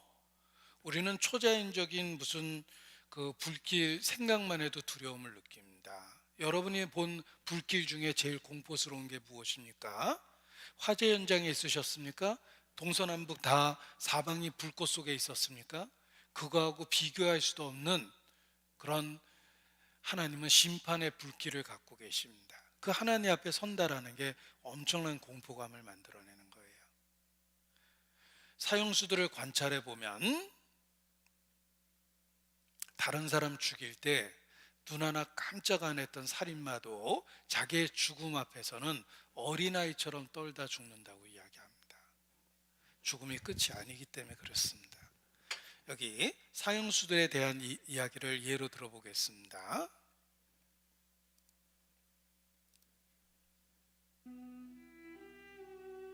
사형장 출입구에서 갑자기 소란스러운 소리가 들린다. 거기에는 극도의 혼란과 두려움에 사로잡힌 또 다른 사형수가 있었다. 어찌된 걸까? 평소 사형수라고 믿기지 않을 정도로 점잖았던 사람들조차 막상 현실과 성큼 다가온 죽음 앞에선 그렇게 초라할 수밖에 없나 보다. 자기 이름을 부르면은 그때 이제 혼이 나가버려요. 그 당시에 혼이 나가서 자기 문 앞에서 나와가지고 사형장 가는 동안 한 5, 6분 정도 걸리는데 그동안은 자기가 걸어가는 게 아니라 그냥 끌려가는 거예요. 그리고 이미 밧줄을 보는 순간에 혼이 나가버려요. 하고 그냥 놀래는 사람, 주저앉는 사람, 거기다가 오줌을 싸는 사람, 앉아서 저주하고 욕설을 내뱉고. 보십시오. 사형수가 죽음 앞에서 느끼는 그 공포는 죽음이 결코 끝이 아니라는 증거가 되는 것입니다. 자, 칼 맞은 시체가 있습니다. 자살일까 타살일까 알 수 있는 아주 기본적인 방법이 있습니다. 타살은 남이 찌른 거기 때문에 한 번에 푹 찌릅니다. 자살은 심리적으로 수없이 망설이게 돼 있어요. 그래서 주저하는 흔적이 가득합니다. 죽음 앞에서 느끼는 공포가 주저하게 만드는 거예요. 죽을 뻔한 적이 있습니까? 예. 그러니까 어떤 위기 속에서 아주 표현할 수 없는 그 공포감을 경험하게 됩니다. 그런데 죽음이 가까이 오면 그 공포가 짧은 시간 안에 수십 번 반복된답니다. 그래서 살인마들도 눈에 도끼가 빠진대요. 죽음 앞에서 어린아이의 눈빛이 돼서 죽는답니다. 우리 죽을 뻔한 적 있잖아요. 예를 들면 내가 길을 가는데 아무 생각 없이 가는데 끽 소리가 나서 딱 돌아봤는데 거대한 트럭이 앞에 있었습니다. 한 발 뗐는데 정말 트럭이 요 앞에 가서 딱 섰어요. 그런 그 위기를 겪으면은 한 30분 동안은 호흡도 안 되고 손과 발이 제대로 안 움직여요. 고속도로 운전하다가 정말 죽을 뻔한 사고 일어난 사람들이 있습니다. 사고 일어난 게 아니고요. 사고 일어날 뻔한 거예요. 그러면 혼이 나간다 그래서 운전이 안 됩니다. 진정할 때까지 30분, 1시간 운전이 안 돼요. 그런데 사형수는 짧은 시간 안에 그런 경험을 수십 번 반복한대요. 그래서 눈에 도끼가 빠지는 거랍니다. 그래서 사형수를 관찰한 사람들은 죽음이 결코 끝이 아니다라고 그래요. 그렇게 두려워하는 것을 보면 뭔가가 있다는 거예요. 심판이 있습니다. 그래서 자기 영혼이 떠는 거예요. 까짓거 한 번 죽는 거야. 수백 번 되뇌어도 그 공포감을 잠재울 수가 없는 거예요. 죽음은 끝이 아닙니다. 그 후에 심판이 있습니다. 성경에는 수없이 강조하고 있습니다. 죽음 끝이 아닙니다. 죽음 이후에 심판이 있습니다. 그래서 죽음에 대한 공포에 시달리게 돼 있어요. 하나님 만날 준비하셔야 됩니다. 자, 우리말에 돌아가셨다, 별세하셨다, 타계하셨다라는 말은 죽음 이후에 또 하나의 세계가 있다는 걸 암시합니다. 나의 이 가죽, 이것이 썩은 후에 내가 육체 밖에서 하나님을 보리라. 죽음은 끝이 아닙니다. 하나님 만나셔야 돼요. 한번 죽는 것은 사람에게 정하신 것이요 그 후에는 심판이 있기 때문에 그렇습니다. 하나님은 모든 행위와 모든 은밀한 일을 선악간에 심판하시리라. 욥기 로마서 14장 10절에도 내가 어찌하여 내 형제를 판단하느냐 어찌하여 내 형제를 업신여기느냐 우리가 다 하나님의 심판대 앞에 서리라 기록되었을 때 주께서 가라사대 내가 살았노니 모든 무릎이 내게 꿇을 것이요 모든 혀가 하나님께 자백하리라 하였느니라. 이러므로 우리 각인이 자기의 일을 하나님께 직구하리라. 우리 각 사람이 심판을 받게 됩니다. 욥기 11장 10절에 보면 하나님이 두루 다니시며 사람을 잡아 가두시고 개정하시면 재판을 열다 라는 뜻입니다. 누가 능히 막을 소냐. 하나님은 허망한 사람을 아시나니 악한 일은 상관치 않으신 듯 하나 다 보시느니라. 다 보셨습니다. 은밀한 죄란 있을 수가 없어요. 모든 죄가 주의 면전에 있다고 성경은 말합니다. 우리의 모든 죄가 은밀한 그 모든 죄가 사실은 주의 면전에 있었던 겁니다. 시어머니 욕하던 며느리가 시어머니가 뒤에 있다는 걸 몰랐습니다. 한참 시어머니 욕하다가 뒤를 돌아보고 시어머니와 눈이 마주치면 굉장히 당황스럽겠죠. 사람을 마주쳐도 그렇게 당황스러운데 하나님과 대면하는 것이 얼마나 두렵겠습니까? 우리 죄가 주의 면전에 있답니다. 우리의 은밀히 행하는 일들이 주의 목전에서 행하는 죄입니다. 눈을 만드시니가 보지 아니하셨겠느냐. 다 보셨습니다. 악한 일은 상관치 않으신 듯하나 다 보시느니라. 그래서 성경에 악인을 향하여 주께서 그 칼을 가르신다고 되어 있어요. 우리들이 하는 행동을 보니까 칼을 갈 만하죠. 심판을 예비하고 있는 것입니다. 죄삭은 사망입니다. 사형수가 죽음에 대한 공포를 느끼는 것은 심판이 있기 때문이며 우리도 하나님의 심판대 앞에 서게 된다는 것입니다. 자, 미국에서는 범인을 잡다가 못 잡으면 GOK라고 그래요. 그 뜻은 범인 못 잡은 사건입니다. 뜻은 God only knows. 하나님만이 알고 있다 이런 뜻입니다. 우리는 그를 법정에 세우지 못했지만 하나님은 그를 법정에 세울 것이다. 그래서 GOK라고 그래요.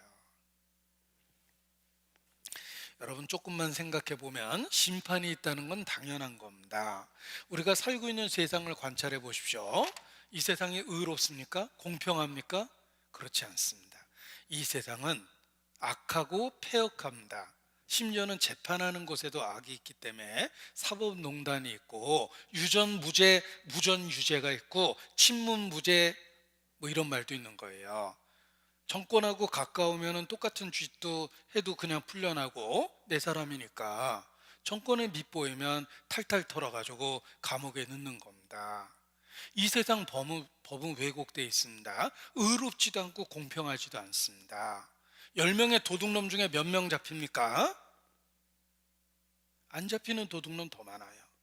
10명의 살인범 중에 몇 명 잡힌다고 생각하세요? 범인 안 잡히는 살인사건이 훨씬 더 많습니다.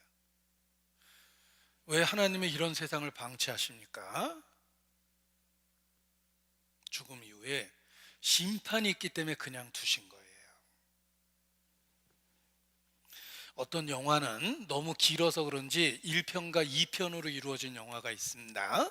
그 영화를 1편만 보면 나쁜 놈들이 잘 됩니다. 사건이 뒤죽박죽이죠. 영화 2편을 마저 보면 나쁜 놈이 망했죠. 그리고 사건은 해결되어 있습니다. 우리가 살고 있는 이 세상이 영화의 1편입니다. 우리는 해결되지 않은 사건을 많이 경험합니다. 억울한 일 투성이죠. 그러나 행악자로 인하여 불평하지 마라. 내가 갚으리라. 하나님의 심판이 있습니다. 의롭고 공평하신 하나님께서 의롭지 않고 공평하지 않은 이 세상을 방치하는 이유는 죽음 이후에 심판이 있기 때문에 그렇습니다. 우리는 영화의 1편만 본 거예요. 죽음 이후에 드디어 본편이 시작되는 것입니다.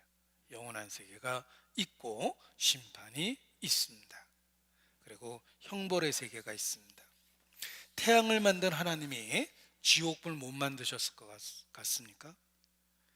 지구 속은 거대한 불구덩이입니다. 그 엄청난 세계를 만드신 하나님이 지옥을 못 만드셨을 것 같습니까? 성경에는 지옥을 무저갱이라고 그러는데 없을 무자 바닥 저자 해서 무저갱입니다. 이걸 영어로 하면 bottomless pit이라고 그래요. 바닥이 없는 곳이다라는 의미로 bottomless, 바닥이 없는 피트, 갱도라는 뜻입니다. 지옥은 무저갱이며 발바닥이 땅에 안 닿고 발바닥 쉴 곳도 얻지 못하며 지면으로부터 결절하여 흔들흔들하는 곳이다 라고 말씀하십니다. 영원토록 발바닥이 땅에 안 닿는 곳, 그게 무저갱이에요. 이 세상에 그런 곳이 어딨냐? 있습니다. 우주에 나가보면 무중력 상태죠. 그 무중력 상태를 만든 하나님이 무저갱을 만든 거예요. 지면으로부터 결절해서 영원토록 쉴 곳을 얻지 못합니다. 어떤 분이 신혼 때 연탄가스로 혼수 상태에 딱 깨어났는데 독특한 경험을 했답니다. 그런데 말씀 듣다가 정말 사시나무 떨듯이 떨기 시작했어요. 무저갱이라는 말 때문에. 신혼 때 연탄가스 때 중독되었을 때 온 주변이 캄캄한 곳에서 손과 발을 휘저었는데 며칠 동안 아무 곳에도 안 닿았대요. 그게 너무너무 공포스러웠는데 혼수 상태에서 깨어났습니다. 그런데 말씀 듣다가 무저갱이라고 그러니까 자기가 경험했던 세계와 너무나 똑같았던 거예요. 그 신혼 때 연탄가스 중독됐던 사건이 기억나가지고 정말 사시나무 떨듯이 떨기 시작했습니다. 형벌의 세계는 있습니다. 지옥에 대한 언급이 성경에 24번 나오고 그 중에 예수께서 14번이나 직접 말씀하셨어요. 형벌의 세계가 있습니다.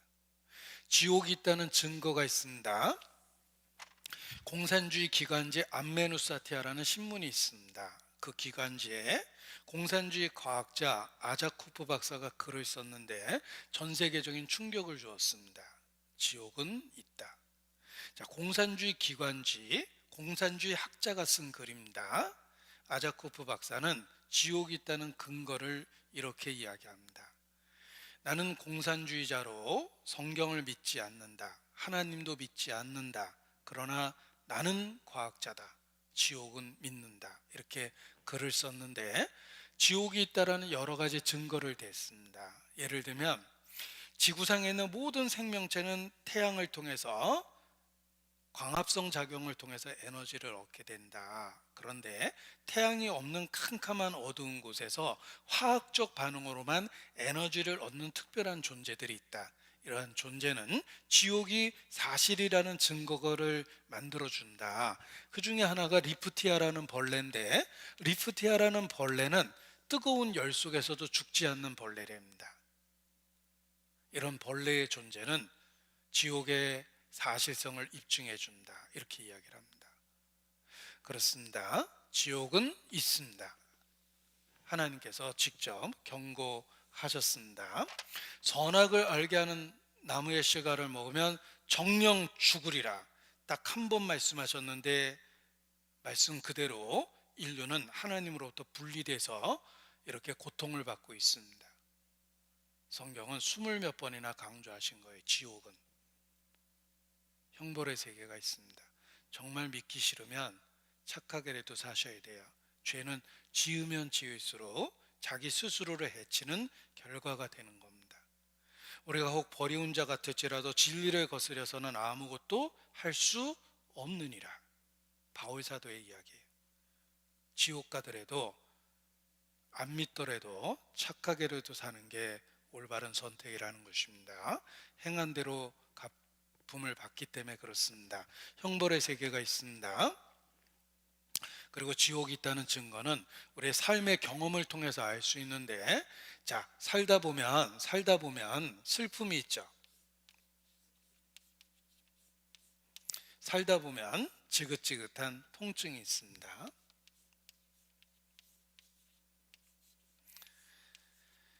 왜 하나님께서 인생에게 슬픔과 통증을 주신 걸까?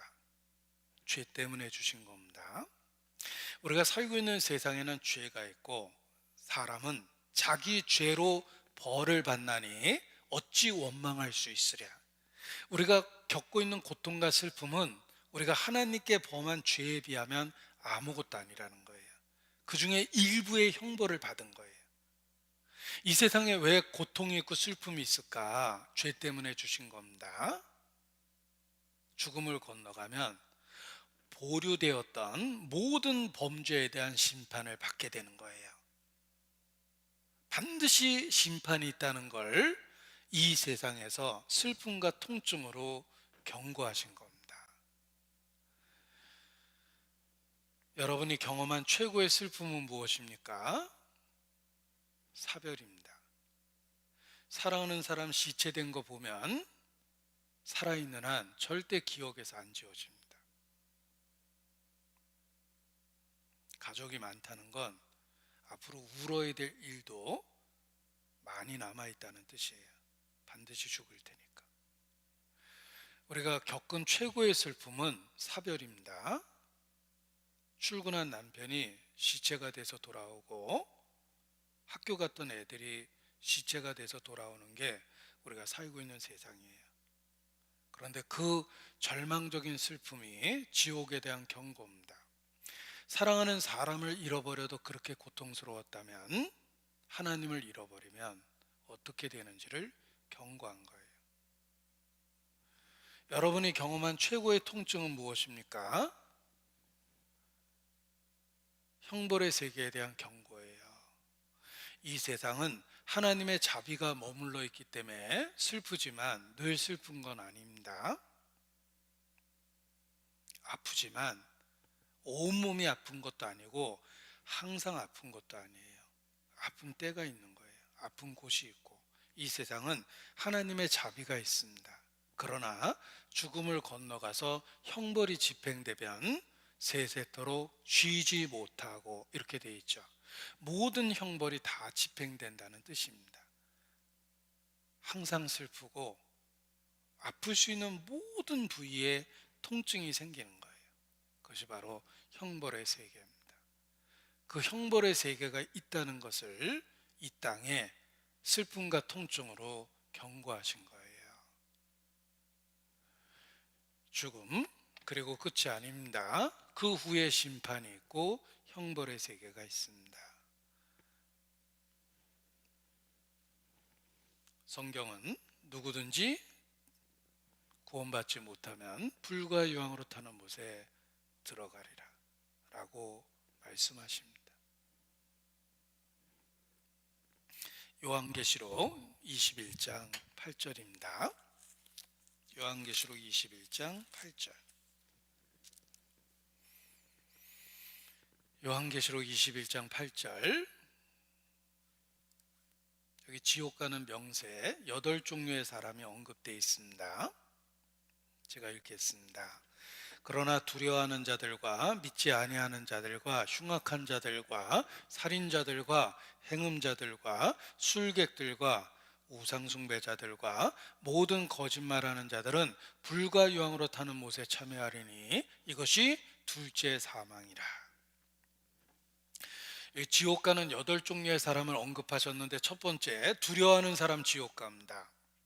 하나님 계시는 건 알겠지만 구원을 못 받으면, 그 안에 성령의 증거가 없으면 두려움이 안 없어집니다. 온전한 사랑이 두려움을 내어쫓나니 두려움에는 형벌이 있습니다. 성령의 위로가 없으면 본능이 만들어내는 두려움을 결코 떨쳐버릴 수 없는 거예요. 두려워하는 사람 지옥 갑니다. 믿지 아니하는 자들, 하나님이 주신 모든 걸 누리고 살고 있음에도 불구하고 하나님을 믿지 않았다면 큰 죄가 되는 거예요. 당연히 지옥 갑니다. 그리고 흉악한 자들과 살인자들도 지옥 갑니다. 이 세상에는 사람이기를 포기한 짐승 같은 사람이 참 많습니다. 야생에서 만나는 그 맹수처럼 맹수같이 인생을 살아가는 사람 많습니다. 다 지옥 갑니다. 흉악한 자들과 살인자들이에요. 그런데 사람은 실질적으로 행동으로 살인하는 사람도 있고 마음과 생각으로 말로 살인하는 사람도 있습니다. 그래서 누구든지 살인한다. 도구가 다를 뿐이다. 흉악범은 칼로 하고 어떤 사람은 말로 하고 어떤 사람은 생각 속에서 살인을 합니다.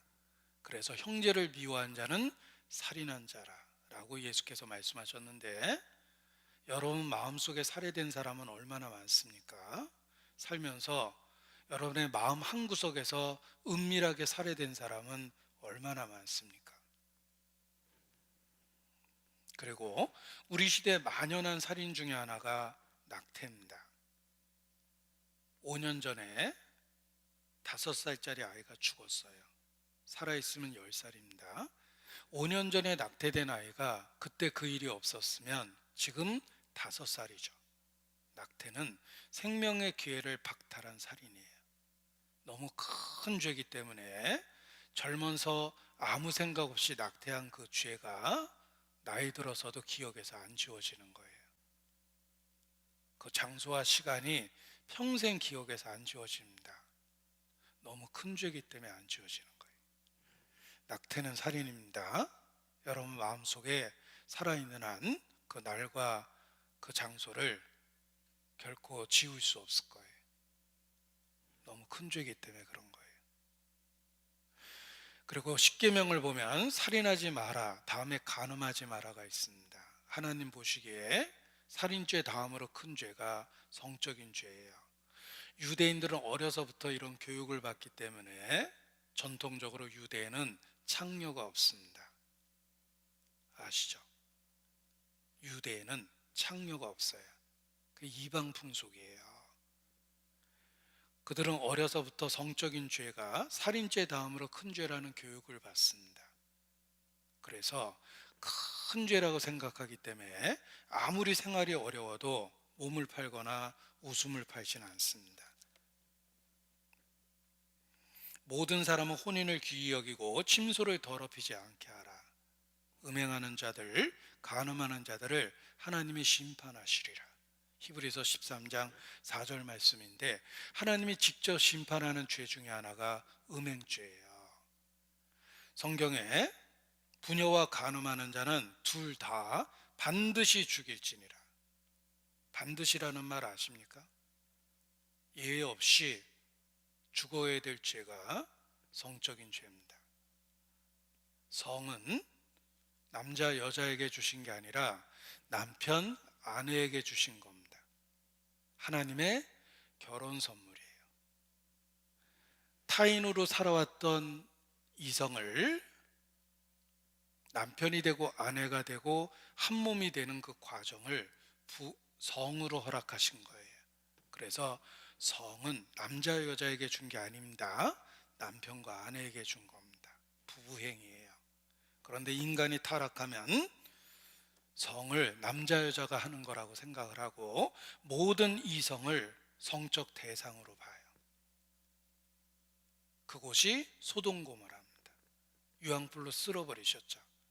모든 죄는 몸 바깥에 있되 간음하는 자는 자기 몸에게 죄를 짓느니라. 성적으로 타락하면 자기 인격이 붕괴되고 자존감이 없어집니다. 큰 죄이기 때문에 그런 거예요. 바울도 음행과 온갖 더러운 것은 너희 중에 그 이름이라도 부르지 마라 라고 얘기했는데 그 음행이 헬라어로 포르네이아입니다. 포르네이아. 포르노그라피의 어원입니다. 포르노는 매춘부라는 뜻이고 그라피는 글자라는 뜻이에요. 그림, 글자. 매춘부와 같은 글자와 그림. 이게 포르노그라피입니다. 우리 시대 포르노가 가정에도 들어오죠? 아이들 컴퓨터에도 들어오고 매일 손에 들고 다니는 휴대폰 안에도 포르노가 들어옵니다. 소돔 고모라에. 그래서 심판을 받습니다. 행음자들 지옥 갑니다. 술객과 우상 숭배자, 생명 없는 것에 3,000번 절하는 사람 있죠? 허리 부러집니다. 옆에서 3,000번 절하라고 또 도와줘요. 하나님을 3,000번이나 모독한 거예요. 그게 우상 숭배입니다. 그래서 지옥 가는 명세에 있습니다. 그리고 마지막 8번째는 모든 거짓말하는 자들. 한 달에 한 번 거짓말합니까? 그럴 수 있죠. 1년이면 12번이에요. 자기 나이를 곱해 보십시오. 얼마나 많은 거짓말을 했습니까? 끔찍하지만 한 달에 한 번 살인하면 연쇄살인범이에요. 용서받을 수 없는 범죄입니다. 한 달에 한 번 거짓말하면 그냥 거짓말장이에요. 환경이 주어지면 또 거짓말할 사람이에요. 성경은 분명하게 경고합니다. 불과 유황으로 타는 못에 들어가리라. 그리고 더욱 심각한 건 하나님은 행동만 보시는 게 아니라 마음과 생각과 중심을 보신다는 것입니다. 하나님은 인간의 행동만 보는 게 아닙니다. 마음을 보시고 중심을 보십니다. 그래서 에레미야 17장 9절에 보면 만물보다 거짓되고 심히 부패한 것이 사람 마음이다, 이렇게 얘기하셨어요. 이 세상에서 제일 더러운 게 사람 마음이랍니다. 그 마음 속에 미움, 시기, 음란, 호색, 질투, 온갖 죄가 다 솟아납니다. 하나님은 마음과 생각을 보십니다. 그림을 보십시오. 여러분의 마음과 생각을 그림으로 그리면 다른 사람한테 절대 못 보여줘요. 혼자만의 시간에 상상의 벽에 걸리는 그림은 사실 아무에게도 보여주기가 부끄러웠습니다. 음란한 생각, 누구를 해치려는 생각, 쾌락을 추구하는 마음, 자기 생각을 그림으로 그리면 남한테 못 보여줍니다. 문제는 하나님이 우리의 마음을 보고 생각을 보고 중심을 보신다는 겁니다. 그 하나님 앞에 누가 죄 없다고 큰 소리 칠 수 있겠습니까? 한마디로 여러분 중에 너무 착해서 구원 안 받아도 될 사람은 없습니다. 하나님은 우리 마음을 들여다보세요. 내 마음 깊은 곳 무엇이 자리 잡고 있나, 깨끗하고 아름다운 것 그런 것 있다 하겠나. 내 마음 깊은 곳 무엇을 생각하고 있나, 거룩하고 선한 것들 찾아볼 수 없네. 우리의 마음과 생각을 들여다보면 절대 하나님 앞에 못 나갑니다. 우리의 마음 깊은 곳에 모든 죄가 다 있어요. 음란, 호색, 미움, 시기, 질투, 분노, 탐식, 탐욕, 성경이 말하는 모든 죄가 다 있습니다. 그런데 이와 같이 하나님 앞에 말씀을 자꾸 듣다 보면 하나님 앞에 내 자신의 모습이 생각이 납니다. 하나님 앞에 나의 모습이에요. 하나님은 빛인데 난 어둠이고, 하나님은 의로운데 난 더럽고, 하나님은 거룩한데 난 정욕적이죠. 하나님은 생명 있는데 난 영적으로 죽어 있고, 하나님은 진리의 하나님인데 나는 분리하면 거짓말합니다. 여기 4개 속해 있는 단어를 보십시오. 하나만 골라서 하나님 있는 세계로 옮겨보죠. 하나도 못 옮깁니다. 절대 하나님 앞에 갈 수 없다는 거예요. 제자들은 이러한 말씀을 듣고 깜짝 놀랐습니다. 이러한 말씀을 듣고 예수님 제자들이 깜짝 놀랐어요. 그래서 마태복음 19장에 제자들이 듣고 심히 놀라 가로되 그런즉 누가 구원을 얻을 수 있으리까? 아니, 그런 식으로 얘기하면 누가 구원을 받습니까? 깜짝 놀랄만 하죠? 그때 예수께서 정답을 말씀하십니다. 26절에 예수께서 저희를 보시며 가라사대 사람으로서는 할 수 없으되 하나님으로서는 다 할 수 있느니라. 보십시오. 그런즉 누가 구원을 얻을 수 있습니까? 예수께서 정답을 말씀하십니다. 사람으로서는 할 수 없다. 우리는 다 사람이죠. 우리 스스로 우리를 구원할 수 결코 없습니다. 그러나 하나님은 다 할 수 있느니라. 성경은 하나님이 인간을 구원하신다고 말씀하십니다. 그래서 구원을 받아야 되는 거예요. 찬송 가사에도 나옵니다. 울어도 못하네, 힘써도 못하네, 말과 뜻과 행실이 깨끗하고 착해도 다시 나지 못하니 힘써도 못하네. 못한다고 돼 있죠? 여러분 스스로 여러분을 구원할 수는 결코 없습니다. 그러나 하나님은 다 할 수 있느니라. 성경은 하나님이 인간을 구원하신다라고 말씀하십니다.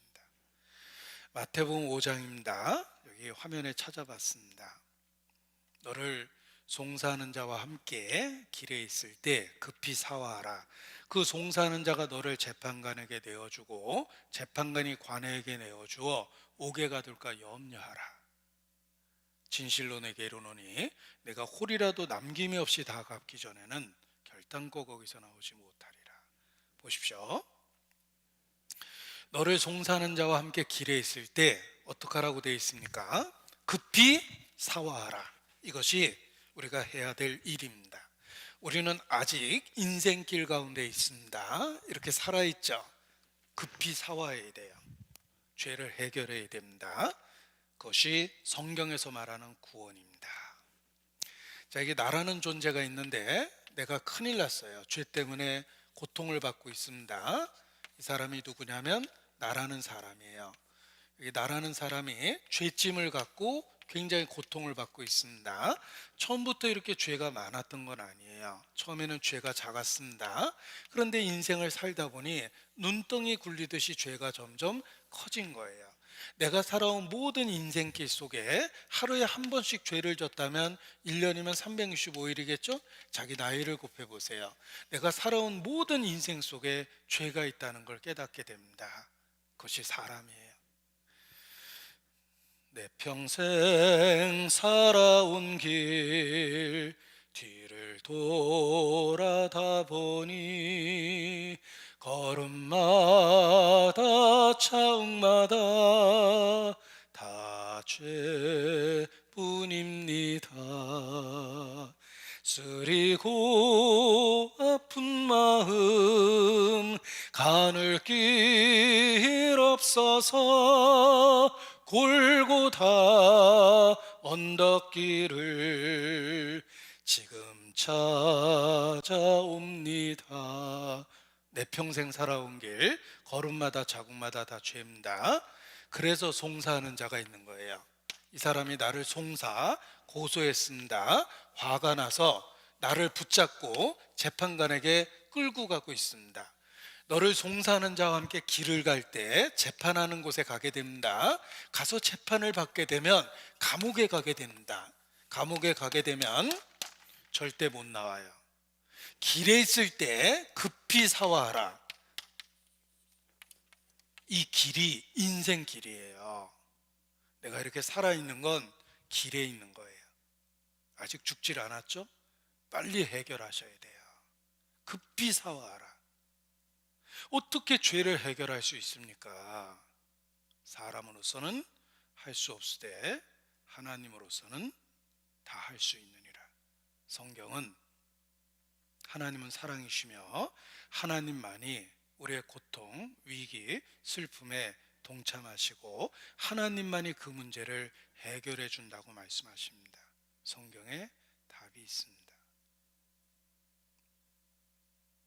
개인적으로 정말 하나님께 기도하시고 구원받기를 하나님께 간절히 기도하셔야 됩니다. 그리고 내일부터 도대체 어떻게 구원을 받는지 그 놀라운 구원의 이야기를 배우도록 하겠습니다. 제 자신이 그 말씀에 인생이 바뀌었어요. 그리고 저뿐만 아니라 여러분도 틀림없이 변화될 거라고 확신을 합니다. 사람이 어떻게 구원을 받는가? 그 정답을 복음이라고 그러는데 내일부터 복음에 대한 이야기를 배우도록 하겠습니다. 기도하시겠습니다.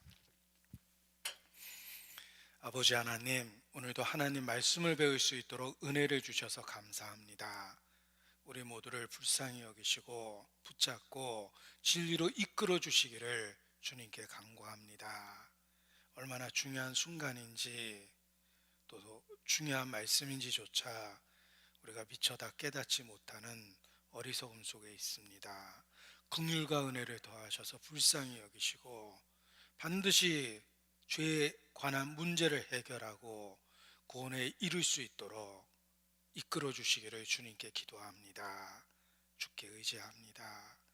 고마우신 우리 구주 예수님 이름으로 기도합니다. 아멘. 네, 마치겠습니다.